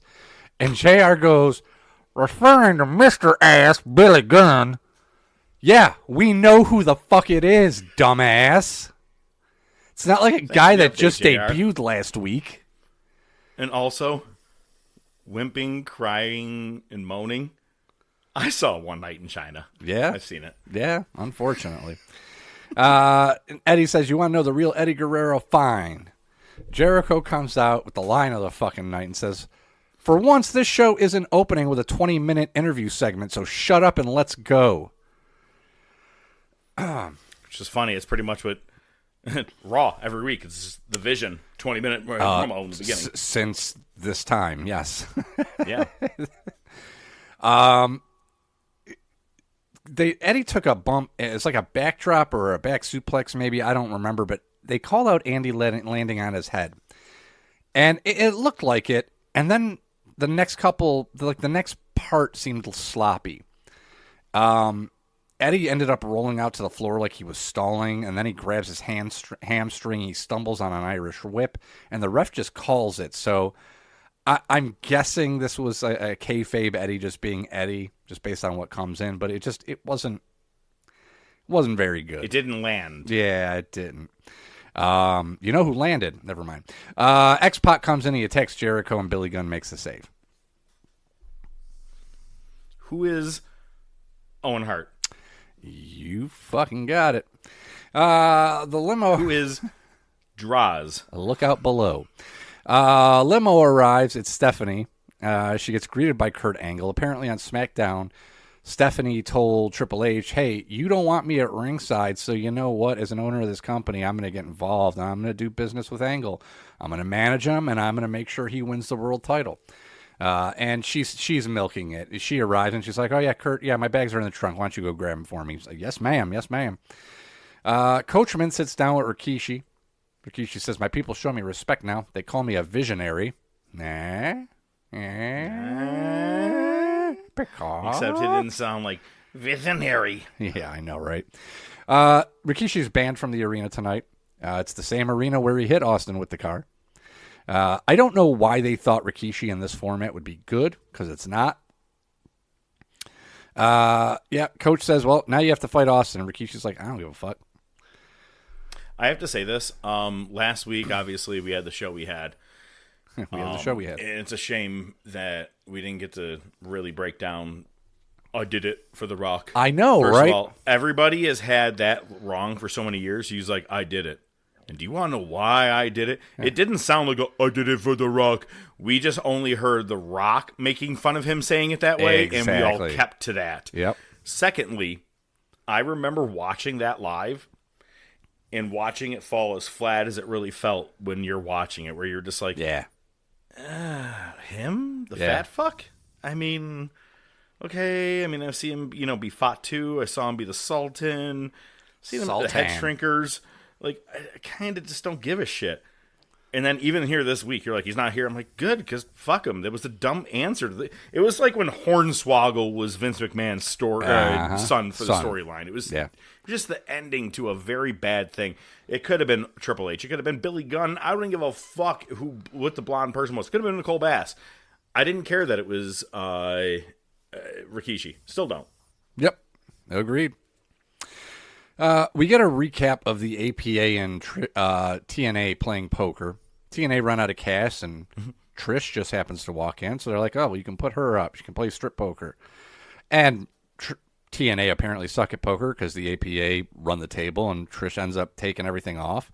And then Testa and Albert jump APA. So we have a match. Trish is on the apron. Bradshaw grabs her and kisses her. Hits a clothesline from hell. APA win.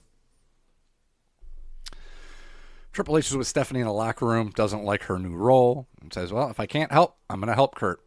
Back from break, Angle's with Stephanie, says she's going to make sure Angle wins the title at No Mercy. Triple H comes in, and Steph says, this is a business meeting, and Triple H says, I want you to leave. So Triple H sits down with Angle, and we get Al Snow versus Steven Regal for the European title. Snow comes out as an Englishman, carrying a picture of Regal.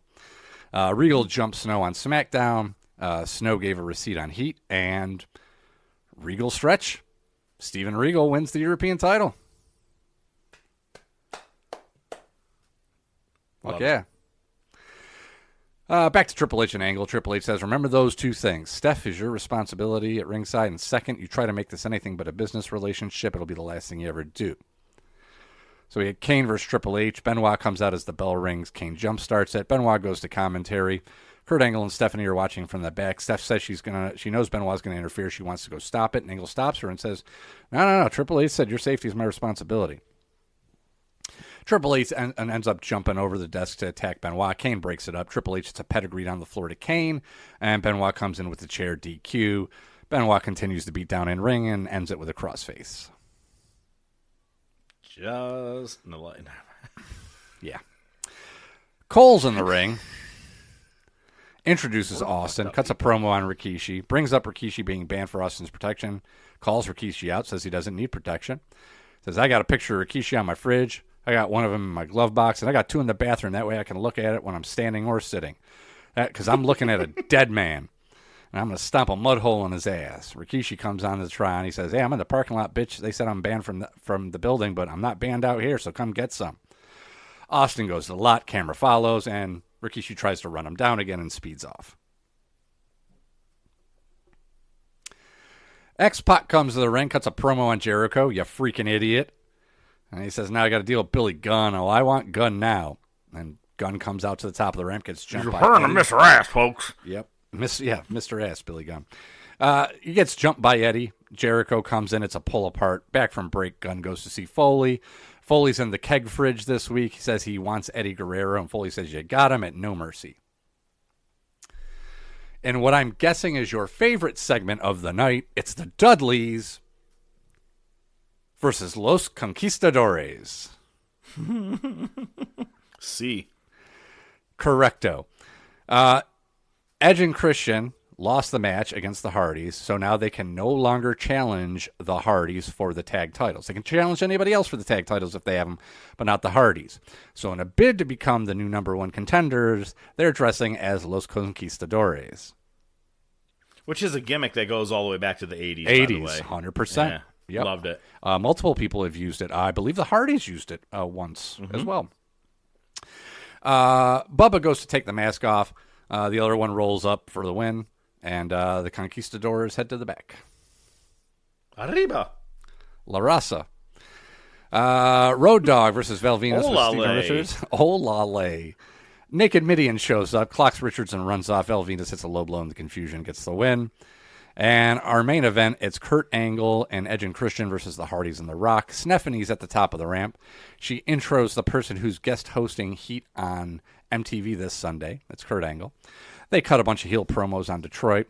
Triple H is watching from the back. Lita gets involved in the match. She goes for a Rana. Angle pushes her to the floor. Stephanie throws Lita into a post. We get a rock bottom to Angle. Ref is distracted by ENC, though. And Stephanie pulls the Rock out. Rock grabs her by the hair. Edge and Christian make the save. Yada, yada, Olympic slam for the win. And then rock bottom to Christian and Edge to end the show. So we're doing No Mercy next week. No Mercy. And before I forget to say it, I'll probably say it right now because it could probably slip from my head by next week. My buddy Spada, who I mentioned several times on this show, was invited over to his house for this one and loved going to Spada's house because he had a giant basement with one of those giant stand-up big screen TVs, right? You know, the speakers of the base of the thing. Yeah. The big, basically a fat regular TV, but just standing up on its own. Had a pool table and like a basketball, what do you call it? Like a game at like a carnival. You know what I'm saying? Like one of those. Yeah, it's got like the lane, so it's like an automatic ball return after you shoot them kind of exactly. thing. Yeah. And that's how we all used to watch pay-per-views at his house. Sounds awesome. I would do that today. I would do that today as well. It was the shit, to be honest with you. So that's where I watched this one. I remember this pay-per-view very vividly. So I'm excited to talk about it next week. All right. Well, we'll talk about it next week. After these messages. We'll be right back. Whoa, slow down, champ. Look, I'm not as young as I used to be. And I knew I needed to cut back on my drinking. So I switched to non-alcoholic beer. Same great taste as regular beer, none of the booze. Which meant I could finally have a cold one with the fellas while still doing the right thing for me and my family. But then I realized I wasn't getting drunk, which is kind of the point, no? Which is why now I drink non-alcoholic beer. First non-alcoholic beverage that's over 96% alcohol. Same great taste as non-alcoholic beer, but with more alcohol than any beverage currently on the market. Ooh, hot dog. Plus, I still get all the social benefits of drinking non-alcoholic beer, too. Looking good, man. What you drinking? It's called a non. Damn, man, your breath smell like gasoline. Thanks, man. Get out of here. See that little hyphen right there? That's what our lawyers call the skeleton key. That's what makes all this possible. See, it's not technically a lie. It's called a double negative, and it tastes incredible. Eric, you're sober. And you've gained a few. Looks like we're two things. Strange. And the best part? You can finally drink and drive. Sir, you been drinking today? Just my nons, of course. Great. So you won't mind if I give you a breathalyzer then? Hey! Back up! Bonker, back up! Oh, God. Non-alcoholic beer. Double the negative, double the party. Hashtag not a sponsor. And on to, honestly, what I would say at this point, booking show of the year, WCW Nitro. Yeah, it's fucking terrible. They're still in Melbourne, Australia. It opens up with Boogie Nights versus the Natural Born Thrillers again for the tag titles. Right-speaking German. Boogie Nights, it's all right. You could get a party. Boogie Nights. Oddly, I'd rather listen to you sing that than watch this show again. Boogie Nights are I wasn't. It's too late. I already watched the show. Keep on dancing. Keep on dancing. It's a jam. Natural Born Thrillers retain. Man, if I can get you to go through Nitro this fast, I'll sing through every Stop fucking interrupting song. me. I can get through it pretty fucking fast. Nash and the rest of the Natural Born Thrillers are in the office. Nash says, I'm hungover. Don't have me do anything tonight. So Sanders goes to see the cat. Says Sting That's is messing. Scott Hall's line. Yep, pretty much. So Cat says he's going to book Nash versus Sting tonight, and Cat says he'll make it a lumberjack match. So much for not having him do anything. Team Canada versus MIA. General Erection immediately interferes. Doesn't matter. Storm gets the pin. Shane Douglas cuts a promo on Conan. Wants a handicap match against Filthy Animals. So it's Douglas and Tori versus Ray Tigress and Conan. Tigress hits face full of stuff, but it's great because she doesn't hit it in his face. It's more like upper body full of stuff. Conan and Ray get maced DQ. Conan here. Nash sees Palumbo and Stasiak arguing, tells them to shake and go out as a team. So we get Mike Awesome and Crowbar versus the Perfect Event with Kevin Nash. Apparently Crowbar has adopted the 70s gimmick and is now with Mike Awesome. Nash joins commentary. Those 70 guys wins. The Perfect Event argues post-match. Nash has to break it up again, and they hug and then shove each other. Let's see. Mike Sanders is with David Flair. Says, don't, as long as there's no haterade here tonight, I don't know. David wants Buff Bagwell at Halloween Havoc in a DNA match. Sure. Kiwi. Tell me you're in the Vince Russo era without telling me you're in the Vince Russo You era. are not the father. Why didn't they just call it a Maury Povich match? I mean, that would have made a lot more Jerry sense. Springer, Maury Povich type shit. Yeah, that just would have that would have been it. Kiwi was with Paisley versus Johnny the Bull. Kiwi wins in about 5 seconds. It was so bad, Johnny the Bull had to get stretchered out. Probably tore his urethra again. Cat comes to the ring, says, Mark Madden, I hate your fat ass. Me too. I'm going to kick Sanders' ass all over the place. It's not this place ain't big enough for two commissioners. Sanders comes out, says, Johnny the Bull has a broken ankle. Kayfabe, pal? Don't know. Don't care. Sanders says at Havoc they'll fight for the commissioner position.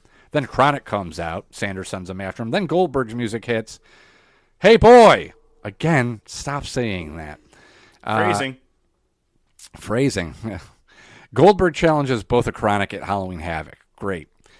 Shane Douglas versus Booker T for the world title. Steiner joins commentary. Kidman interferes, gets knocked into Medeja. Steiner takes out Kidman. Then Conan and Jeff Jarrett come out and Booker retains. The broads with Medeja and Steiner, apparently Medeja's Hispanic. She starts speaking Spanish. I didn't know that, did you? Olale. Arriba La Raza. Promo on Kidman, then Jarrett comes in. David Flair versus Goldberg. Rick joins commentary. Rick says he's retired. Squash match. Goldberg's 10-0. Scott Steiner versus Kidman. As Kidman's heading to the ring, Steiner grabs a fan and just starts beating the shit out of him. I wish it was shoot, but it was a plant. I mean, I don't know. I mean, they didn't show a lot of it, and the real security was there, so it wasn't the fucking kayfabe security.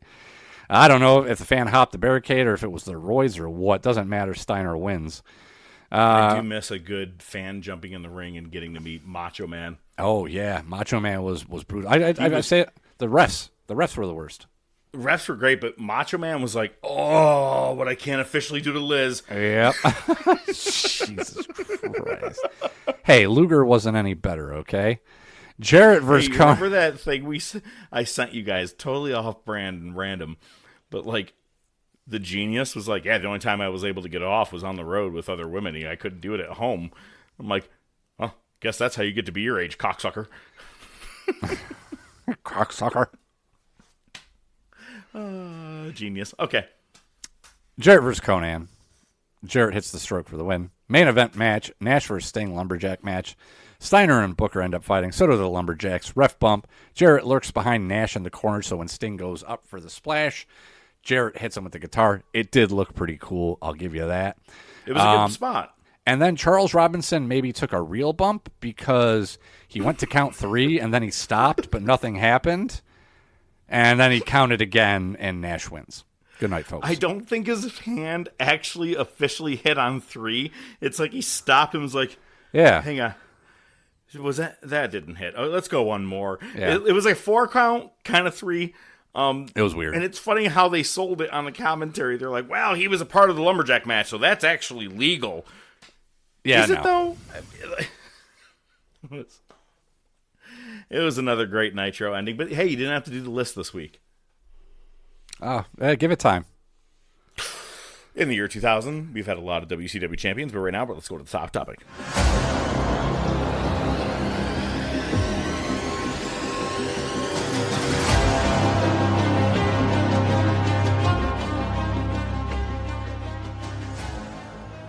So we like to talk movies on this show. We've talked about it, why we do movies, TV, wrestling, acting. It all comes together as one. You find the connections. And, you know, about maybe a month ago, ODM said, I gotta say, man, this one person has got to be the greatest villain in TV history. And I was like, God, there's nobody else I could really think of. And it's funny because when I tried to make my list, I can't find one that was as good as this one. And I'm going to leave it as that because maybe you remember, maybe you don't, if we talked about it on the show live. However, you know, look at, TV show characters. Obviously, for me, it really begins with all the ladies in Sex and the City. I mean, fuck. That's Sarah Jessica Parker. It's one good-looking dude. Her Adam's apple is bigger than my dick. All right, so anyway, we are talking about greatest TV show characters of all time. And you and I talked off air. I think what we're going to do is have you do your list, and I'll do my list. I think we kind of made our own variation of lists and how they got split and set off. You know, I'm happy with letting you go first. I'm curious to see what your list is like versus mine. Kind of talking about you got your men, your women, your funnies, or, sitcoms. You got drama, things like that. So I'm going to let ODM take the reins on the beginning. Hooray!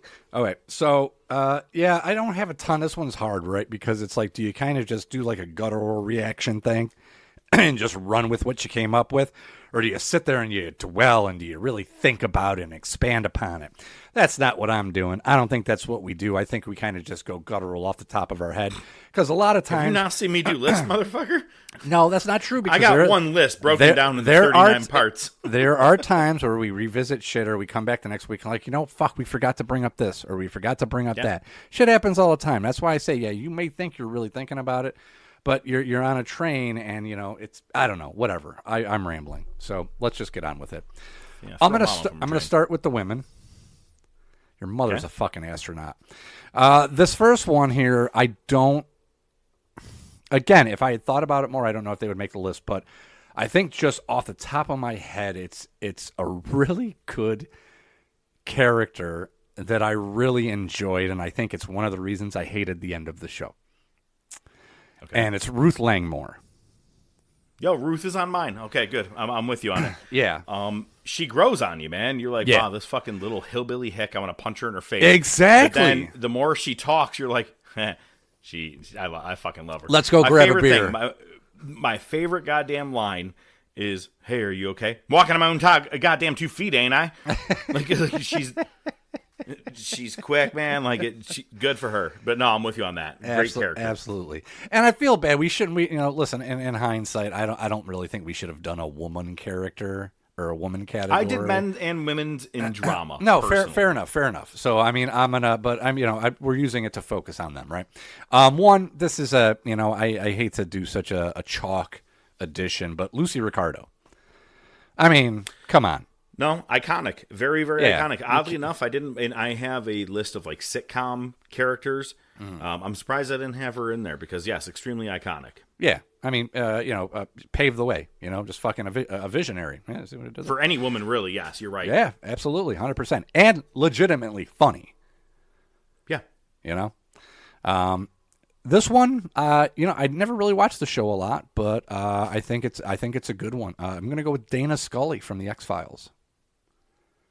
I know who you're talking about. Never really got into the X-Files. Yeah. My wife did. I just never watched it back in the day. Good show. I mean, we can blow past that one because the last one that I have is Kim Wexler. Yeah, sadly enough, I did not put Kim Wexler, Rhea Seehorn from Better Call Saul on my list, and I should have, and I thought about it, and I was like, she was good, but was she the most memorable character of the show is how I had to look at some of these things. You know what I mean? Like, and not necessarily the most memorable, but, I did have her, on my list. It's funny because I was like thinking of women in drama. I was like, Skylar White. Nope. You fucked it up with that goddamn Happy Birthday song, bitch. Yeah. I saw a great picture. It was like a giant cake, and it's like Breaking Bad, and it's like the one sliver to take out. Yeah, her singing Happy Birthday to Ted. So cringy. I fucked Ted. So, yeah. I fucked Ted. The end. All right. So that's the women. Let's see. Let's go with sitcom. It says sitcom. It'll say comedic. Sure. I'm going to go with one which you may debate, but I'm going to say Homer Simpson. No, I actually don't. Look at if it was on like Cartoon Network, I'm going to debate you. If it's on Adult Swim, I'm going to fight it a bit. You're on fucking Fox. You're a goddamn sitcom, and you're an all-time character. Yeah. I actually was thinking about it. I'm like, between him, Bart, Peter and Griffin. likely Eric Cartman. I almost put Cartman on. And Stewie. I'm like, some of them are just so goddamn iconic that they should fit into the sitcom category. I'm with you on that. Yeah, Homer Simpson. I mean, what else do I need to say? It's Homer fucking Simpson. Sure. The next one's really tough because really the whole cast could have been on here. But I went with the one that I thought was overall, and it's George Costanza. Motherfucker, we're on the same exact page. I put Kramer as a backup second. Jerry sucks. Elaine's actually okay at times. Elaine's pretty depending funny. What you're watching. I like Elaine. But fucking George is the show. And the thing is that Larry David has come out and said it's basically him. So like it's like Curb Your Enthusiasm is basically just an improv non-censored version of Seinfeld is what Curb Your Enthusiasm and with Larry David playing George. You know what I mean? Greatest feud of all time. Him and Lloyd Braun.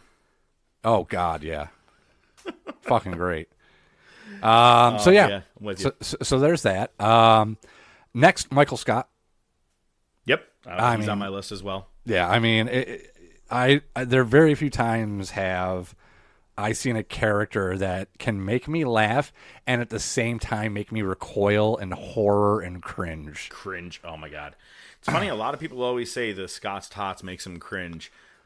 There's other things that make me cringe more than Scott's Tots, but But it's that one's up there, but there's a lot of other ones like where, oh my God, he tried to like kiss the fucking saleswoman. He's like, oh God, you're like, what was? You know what they say? All waitresses look the same. Would you like to date me?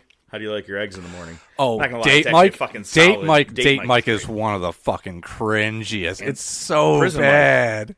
Prison Mike is great, not cringe, but I love when she's like, do you expect us to believe that you were in jail? Do you expect me not to put you up against a wall, bitch? And Dwight's like, okay, that's whoa, too much. All right, take it easy. I mean, there's nothing like it. And then did not put this person in the women category because this person deserves to be in the comedic one. It's Sophia Petrillo. Mm-hmm. Oh, yeah. I mean, fucking... All-time great. She is... Sophia's gangster. Yeah. You know what I mean? She says the things I like. Oh my God! One of my favorite lines is, oh God, it had to do something with like the guy that died in Dorothy's bed or whatever it was, and she's like, "Well, he had a good stiff one." Like she's just fucking. Great, that was man. Blanche. I think that was Blanche. Yeah. Blanche had the dead guy. Yeah, but it's like, I think. Oh my God! It's Sophia's gangster. Yeah, I mean, and out of the four, I think she's the best. So not to say that the other three aren't great. Everybody pulls their own weight, but Sophia, she's the rock. So definitely deserves to be on the list. We'll go with from the Golden Girls. Yeah. That was B. Arthur. Airheads. That was that was a different one. Outstanding. So we'll go with villains, and we'll start with the one that kind of, I guess, sparked this debate, which is Lalo Salamanca. And I only went with one from the Breaking Bad universe because of all the ones, he is just the most chaotic, psychotic. He's chaos and calm all in one, and he's just such a psychopath. Which is why he is my only fucking villain on my list. That's done. I just completed my list. You want to know why? I kept comparing him, and I was like, all right, Ozark. I'm like, no, he wasn't as badass as Lalo. And I'm looking through everybody. I'm like, no one has fucked up as Lalo Salamanca. And I'm like, he's my list. He's villains. He's done. Yeah. Yeah, we've talked about it before, just how he keeps his arms at the side. He's always smiling. Even when he dies, he smiles. Just fucking crazy, dude. It was good writing and good acting, just coming together. And one of the greatest songs ever came out of that episode, so you got that too. I've only got two other villains. One, Negan from The Walking Dead. A lot of people say the governor from The Walking Dead, definitely sadistic, but Negan is the badass Negan, so there's that. And then one, I guess you wouldn't maybe necessarily call him a villain, but I think he kind of is. You got to look at him that way, and that's Omar from The Wire. The Wire. I have him in men's drama for myself. I don't know if I necessarily call him a villain. I will only say I'm on season 3 right now. Okay. First watch? Yeah. Okay. Yeah. We're just getting into it, and the way he fucking whistles as he's walking down the street. The farmer in the Dell. Yup. And you're like, oh, that is sick. That's also scary as fuck. Yeah, dude. But yeah, I'm on my first. Omar coming. It's funny because the first season was kind of slow, and I'm getting into the second season, and my wife goes, how is it? And I go, I don't know. I'm like, it's okay. I'm not sure if I'll make it all the way through. She goes, how many seasons are there? I go, I'm probably going to watch them all. I think there's 6 or 7. She goes, you're going to watch them all and then decide if you like it or not? I go, yeah. It's definitely up there. Everybody says it was the original to a Breaking Bad, as good as that. So I'm giving it my all. But the problem is, last time I watched was before the move. So I'm kind of in the middle of fell out. I may even have to kind of go watch back that and last revisit. episode again. Yeah. Yeah. So I won't say anything. I can't wait for you to finish it. When you finish it, let's make it a top topic. Let's get your thoughts on it. The female cop reminds me so much of Angela Bassett. Little bit. The one that dressed kind of prostituting in that whole thing. And she kind of looks like Angela Bassett to me. Okay. She looks kind of Asian sometimes. In the so right does light. Angela Bassett sometimes. Oh, okay. I think this chick looks better than Angela Bassett. It's so good that I don't remember her name. So, all right, that's the villains. All right, one more, and I got leads. And again, this is a tough one. So I've got a couple in there that you wouldn't necessarily maybe think of putting up there, but they're favorites of mine, so I'm going to go with them. And we'll start with Jack Bauer, 24. Never watched 24, but everybody who did watch it said it was a really good show. Yeah. I love Kiefer Sutherland, so does my wife. We both said she actually started watching the first season of 24, and then I started watching it with her, and it was great. And then it kind of got stale at the end, but whatever. Still, just a great character. He just he was able to he was always frantic, and it got that show gets your blood pressure going. You know what I mean? It raises your pulse rate, and I think he was a big part of that. So Nina, his counterpart in the first couple seasons, probably could have been in the villains category, but short-lived, and I didn't think about it. Another one, a personal favorite, but again carries the show because that's who's the show about, and as much as the secondary characters contribute, I think it's ultimately all about the lead, and it's House. Okay. I just think what a great character. What a great character. I love his character. I really tried. I gave it some time, but I think it was also I was too young at the moment to appreciate or give a shit about some of it. So I was like, whatever.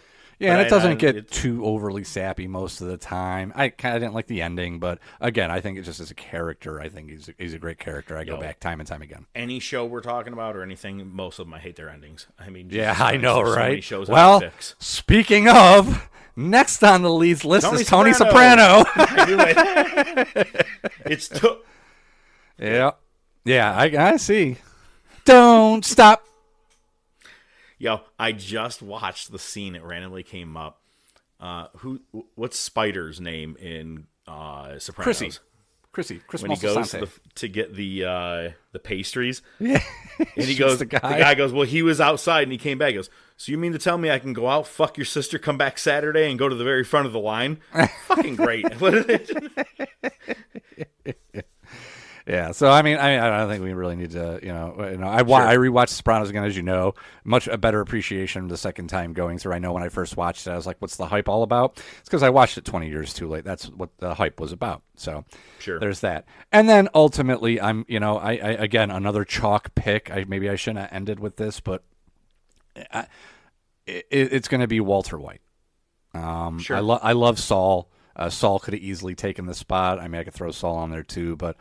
Just watching somebody go through this journey and watch them become different people. A lot of people say each season is like one of the stages of grief.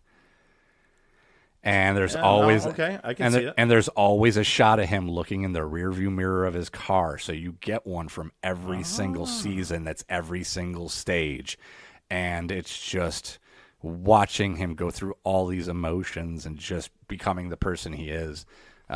He also picked up traits from people he killed, like the crust off the crust off the sandwiches, sandwiches, Crazy yep. Eight, Gus, the way he threw up, or all that shit. It was a lot of different stuff. Yeah. So that's my list. All right, excellent list.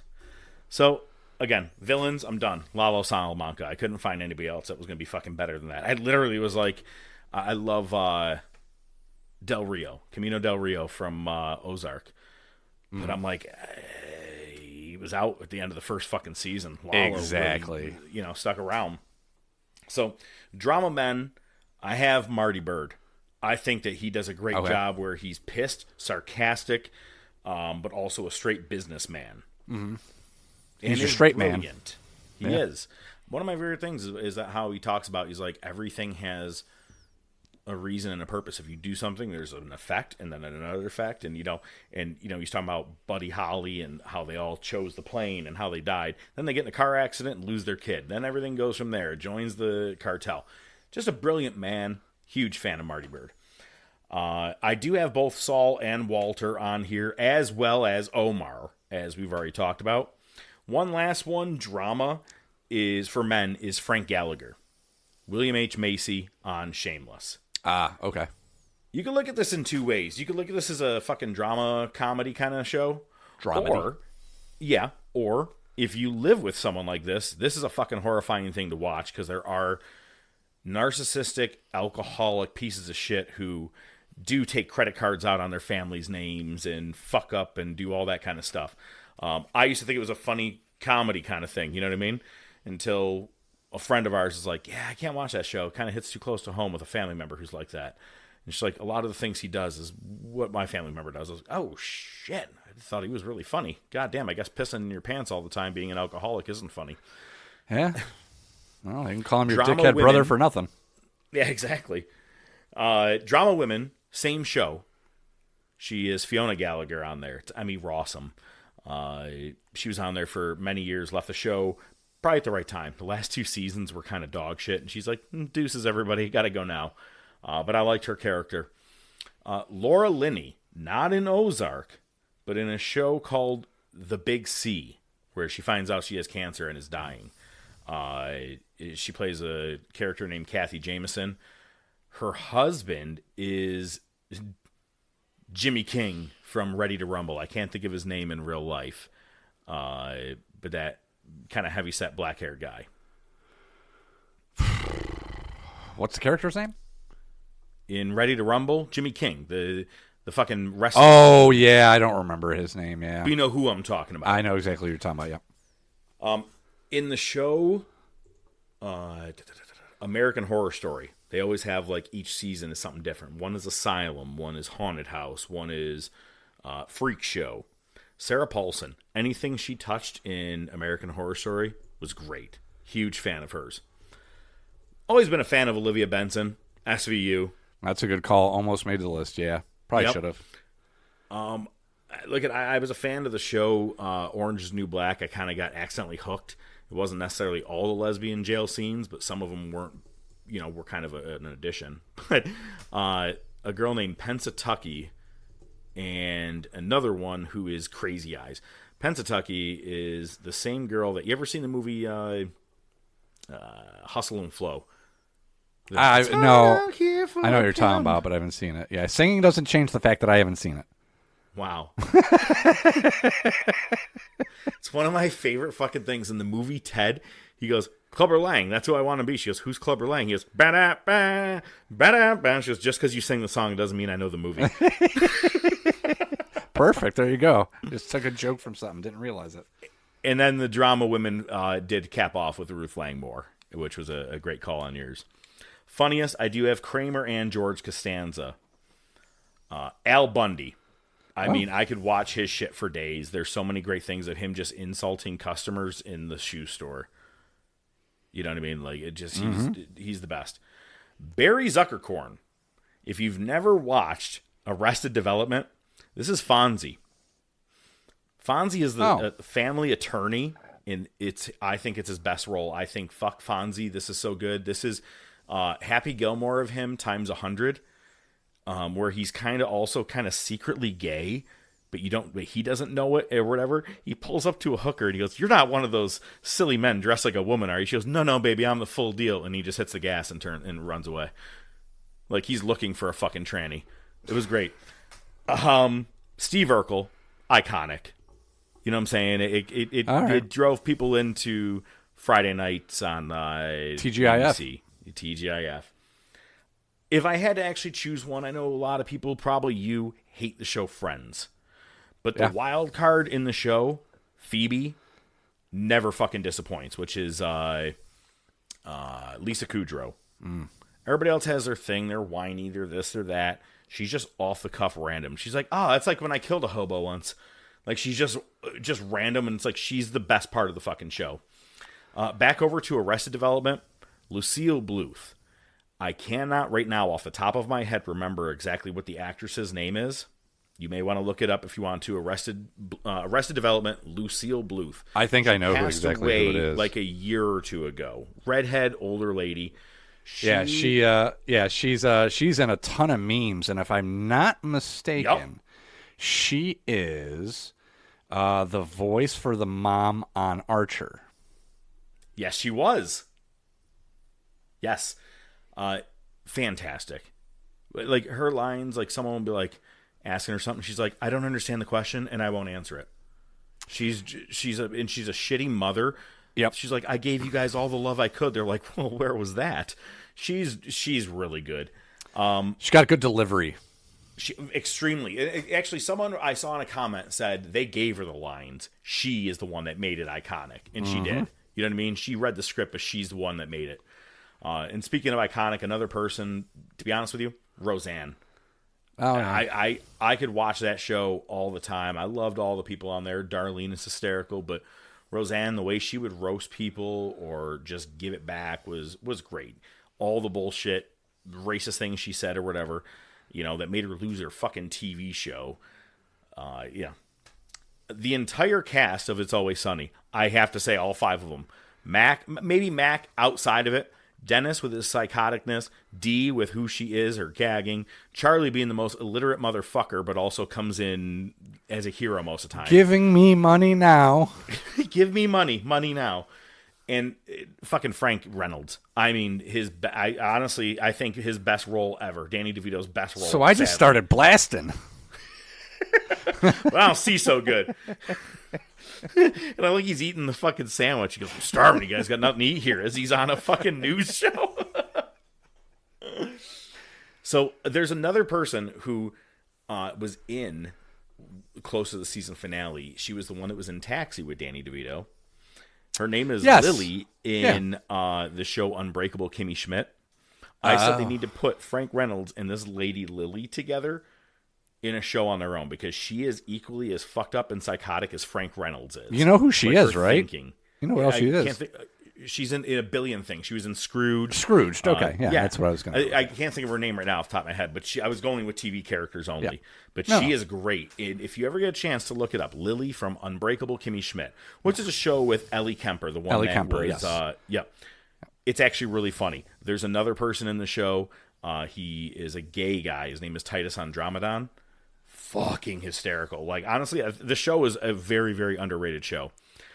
I know you haven't watched Schitt's Creek, but Catherine O'Hara's Moira Rose is unbelievable. She made up her own fucking accent for this show. Like every time she says baby, she's like, "Where is Bebe's house?" Like Bebe. Like she's really funny, man. I do have Michael Scott on there. I got Taco and Rafi, both from the league. Yeah, Rafi Bomb. I am day drunk, getting ready to see my dick. Let's start it off with hand stuff, then mouth stuff, then butt stuff. Taco, his music, the Ghost Monkey, Airbnb, Ghost DVD, Monkey. the first song. Yeah. And then she came 3 times. Ron Swanson, which is Parks and Rec. Yeah, Parks and Rec. I was just trying to think of his name in real life, but I want to call him Ron Swanson all the time. Yeah, anyway. I know, right? That's all you got to call him. He's so good, honestly, in that show. I mean, best fucking line. Just walking through Home Depot, pushing a cart. Someone goes, "Hi, sir, can I help you?" He goes, I know more than you do. And just walks away. I'm like, that's my buddy Bo. That's what he is. Like, Bo has a whole fucking barn built by 6 a.m. Well, I've seen the barn, so I'm going to tend to agree with him without knowing much more than that. And 2 iconic ones to finish it off. Archie Bunker. Oh, yeah. Just, goddamn, you want to talk about a... pushing the boundaries. Pushing the boundaries. Both him and George Jefferson. They push some racial boundaries that if you did it on a show right now at any time in 2025, you are canceled the next fucking morning. Mm-hmm. And I mean, the N-word was flowing on Archie Bunker's show, All in the Family. You know what I mean? Like, he had no problem saying things about Halloween, if you will. Things that are spooky. Oh, I just saw some shit about Webster the other day. There was an episode of Webster. No, was it Webster or was it actually the other one with Gary Coleman? I think it was Webster. Where him and his buddy go to this old creepy white dude's house and he starts breaking out pictures of that he took of skinny dipping with other kids. The bike pedophile guy. Yeah. Yeah. Fucked up, there's dude. a show that I watched. It was on for quite some time. There's 2 things that they made. Funny or Die had 2 shows that they mocked the fuck out of. One was called Zach Morris's Trash, and they took just an episode of Saved by the Bell and just showed how much of a piece of shit he really is. Oh, he's a total piece of shit. Right. The second one is called A Very Special Episode, where they break down really fucked up things that happen in shows. Like in Full House, DJ Tanner stopped eating. You know what I mean? So she could lose weight. Steve Urkel getting accidentally drunk on the rooftop at the party and trying to walk on the roof thing. All random stuff like that. They really love to fuck I'm with so stuff excited. Yeah, that was one of them. How she got excited for pills. But that Webster one did come up, and that's a fucked up one. He's like, well, look at these guys are taking their shirts off. They're like, okay. But then the laugh track is fucked up. Mm-hmm. Because the guy goes, well, you know, if you scratch my back, I'll scratch yours. And Webster replies, man, you kind of do this for me or whatever. He goes, you can scratch me anywhere you want to. And then you hear a laugh track, and the guy goes, ha ha, fucking funny. You got to look up A Very Special Episode, Funny or Die. Family Ties was one of the best ones, where Tom Hanks was the drunk uncle. The drunk, I saw that. Shoves him to the floor. Fucking drinking maraschino cherries and vanilla extract. I think you have a drinking problem. But the voiceover guy is naming as many Tom Hanks type movies and putting it into the thing. He's like, Drunk in Seattle, or Hanks and Hooch, like Turner and Hooch. Yeah. All these things. And he's like, guess what? You got male hereditary drunken disorder. Like, so there are a lot of great things. I think you'll enjoy it. A very special episode. We just took that turn all the way from Webster getting touched. Yeah. Wow. Yeah. I like that he keeps coming up on our show. That's good. Yeah. Well, I've mistaken him for the other guy. Other black midget. Not Beetlejuice. Next week, you won't even believe what the topic is going to be. Because we don't know.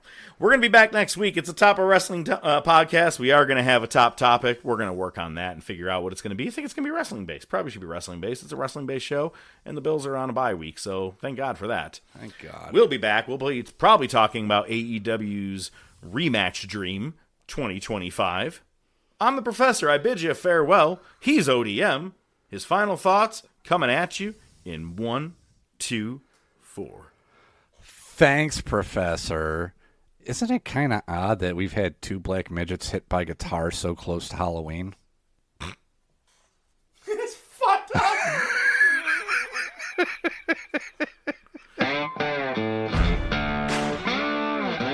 The Top of Wrestling Podcast is brought to you by The Top of Wrestling Podcast.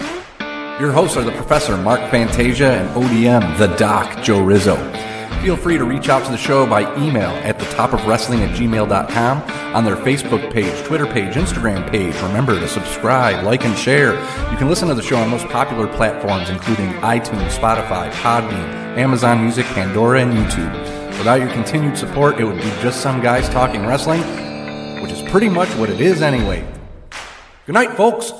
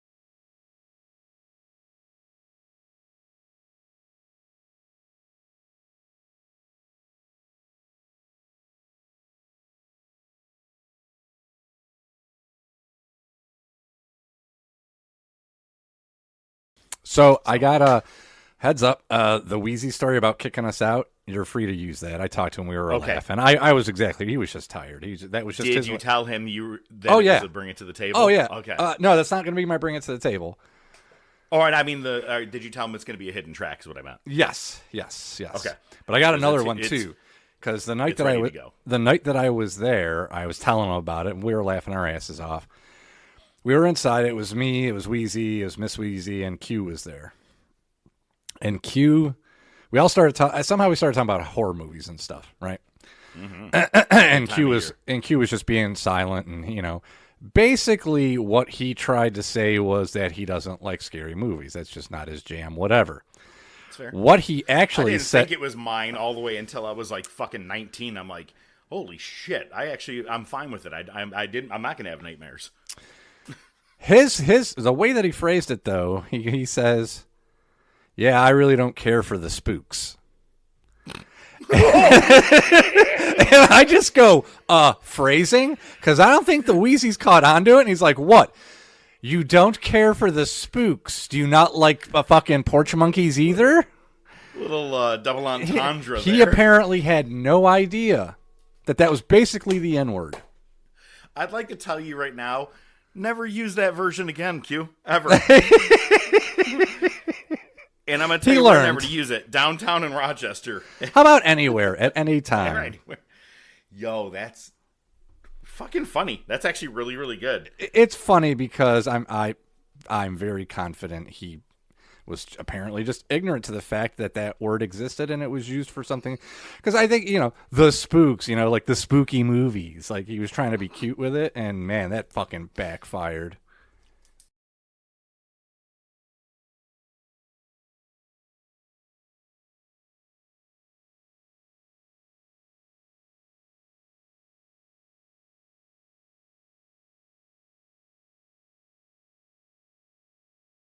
Okay.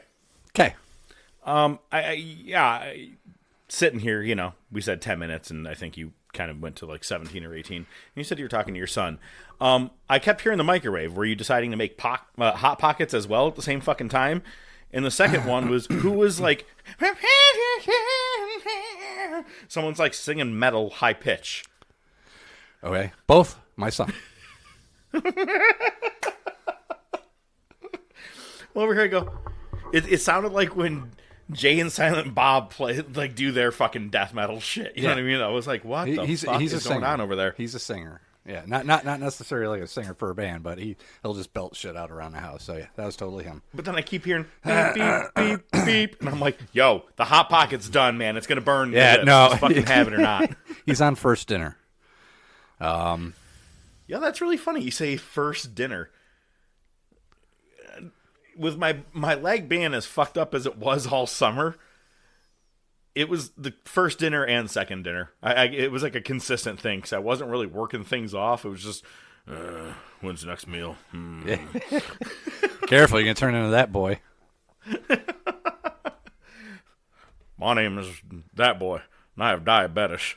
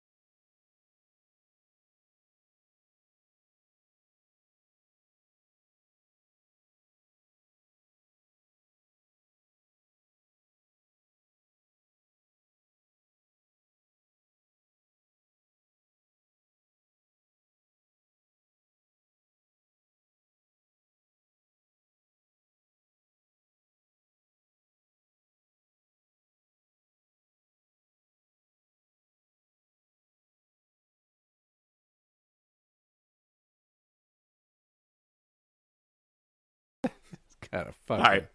Yeah, whatever. Oh, by the way, we don't have a top topic next week. I deleted what was there. Ah, okay. It was originally yeah, True Forbidden Door. Yeah, and I was like, we could fucking fantasy book all day long, and what's the fucking point? All right, so it should be wrestling centric then. Ish, yeah. Okay. All right, I'll see if I can come up with something. We could even debate any fucking moment in history and time, like something not necessarily was a Montreal screw job real, but something to the effect. We could talk about anything. So, a feud, this, that, whatever. So, just think on it, but have it answered before the end of the show. Go ahead and marinate on that for a minute. Sorry, my titty itches. My titty, dip. That's a titty. So there I am, sitting there, barbecue sauce all on my titties. She had peanut butter on her cooter. It's actually really good when you do that. Dog gets involved. It's all fucking yeah, awesome. that's the joke. Yeah, dumbass, Jesus Christ. Oh, well, I'm sorry. That was a three-way. Yo, actually, did I tell you about about 15 years ago, the three-way I had with two twins? I don't have the wherewithal to either cut you off and ruin the punchline for you. No, in between marriages, or not in between marriages, but in between ladies. Said twins. Yeah, Lefty and Rosie. No, do you want to know how I was able to tell them apart? Christy, she wore pink nail polish. Her brother Todd just had a cock.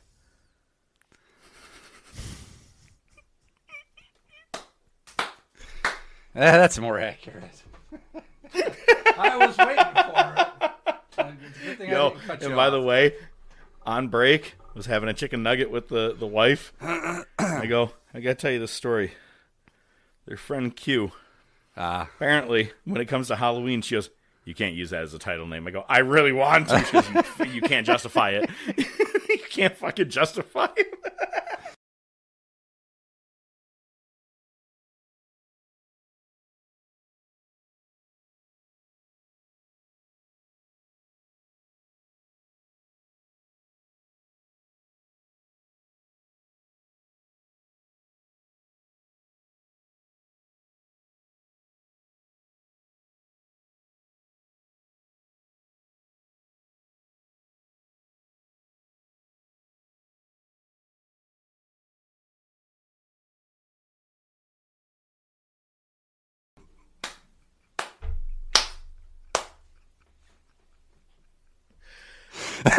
Yo, how did my stuttering perfectly just work into that for us? Like, holy shit. Just a little bit of stuttering and we just... I feel like that should be the name of the show. My job sucks. That worked out perfectly. It did. Thanks for the lead. All right, I got to bounce, man. Good shit. Wait to... Yeah. That was a good pivot. Hey, you got to capitalize. You got to make the most out of it. Got to make the Yeah. most out of it, man. No so let me worries. tell you. Let's tell the story. Did you stop yet? No, I'm still going. All right, let's save it. Mark it. Don't necessarily use it as the hidden track. Sit on it because we'll save it for another time. All Ever right. tell you that Mike, every once in a while, if he gets tuned up just enough, he'll kick you out of his house?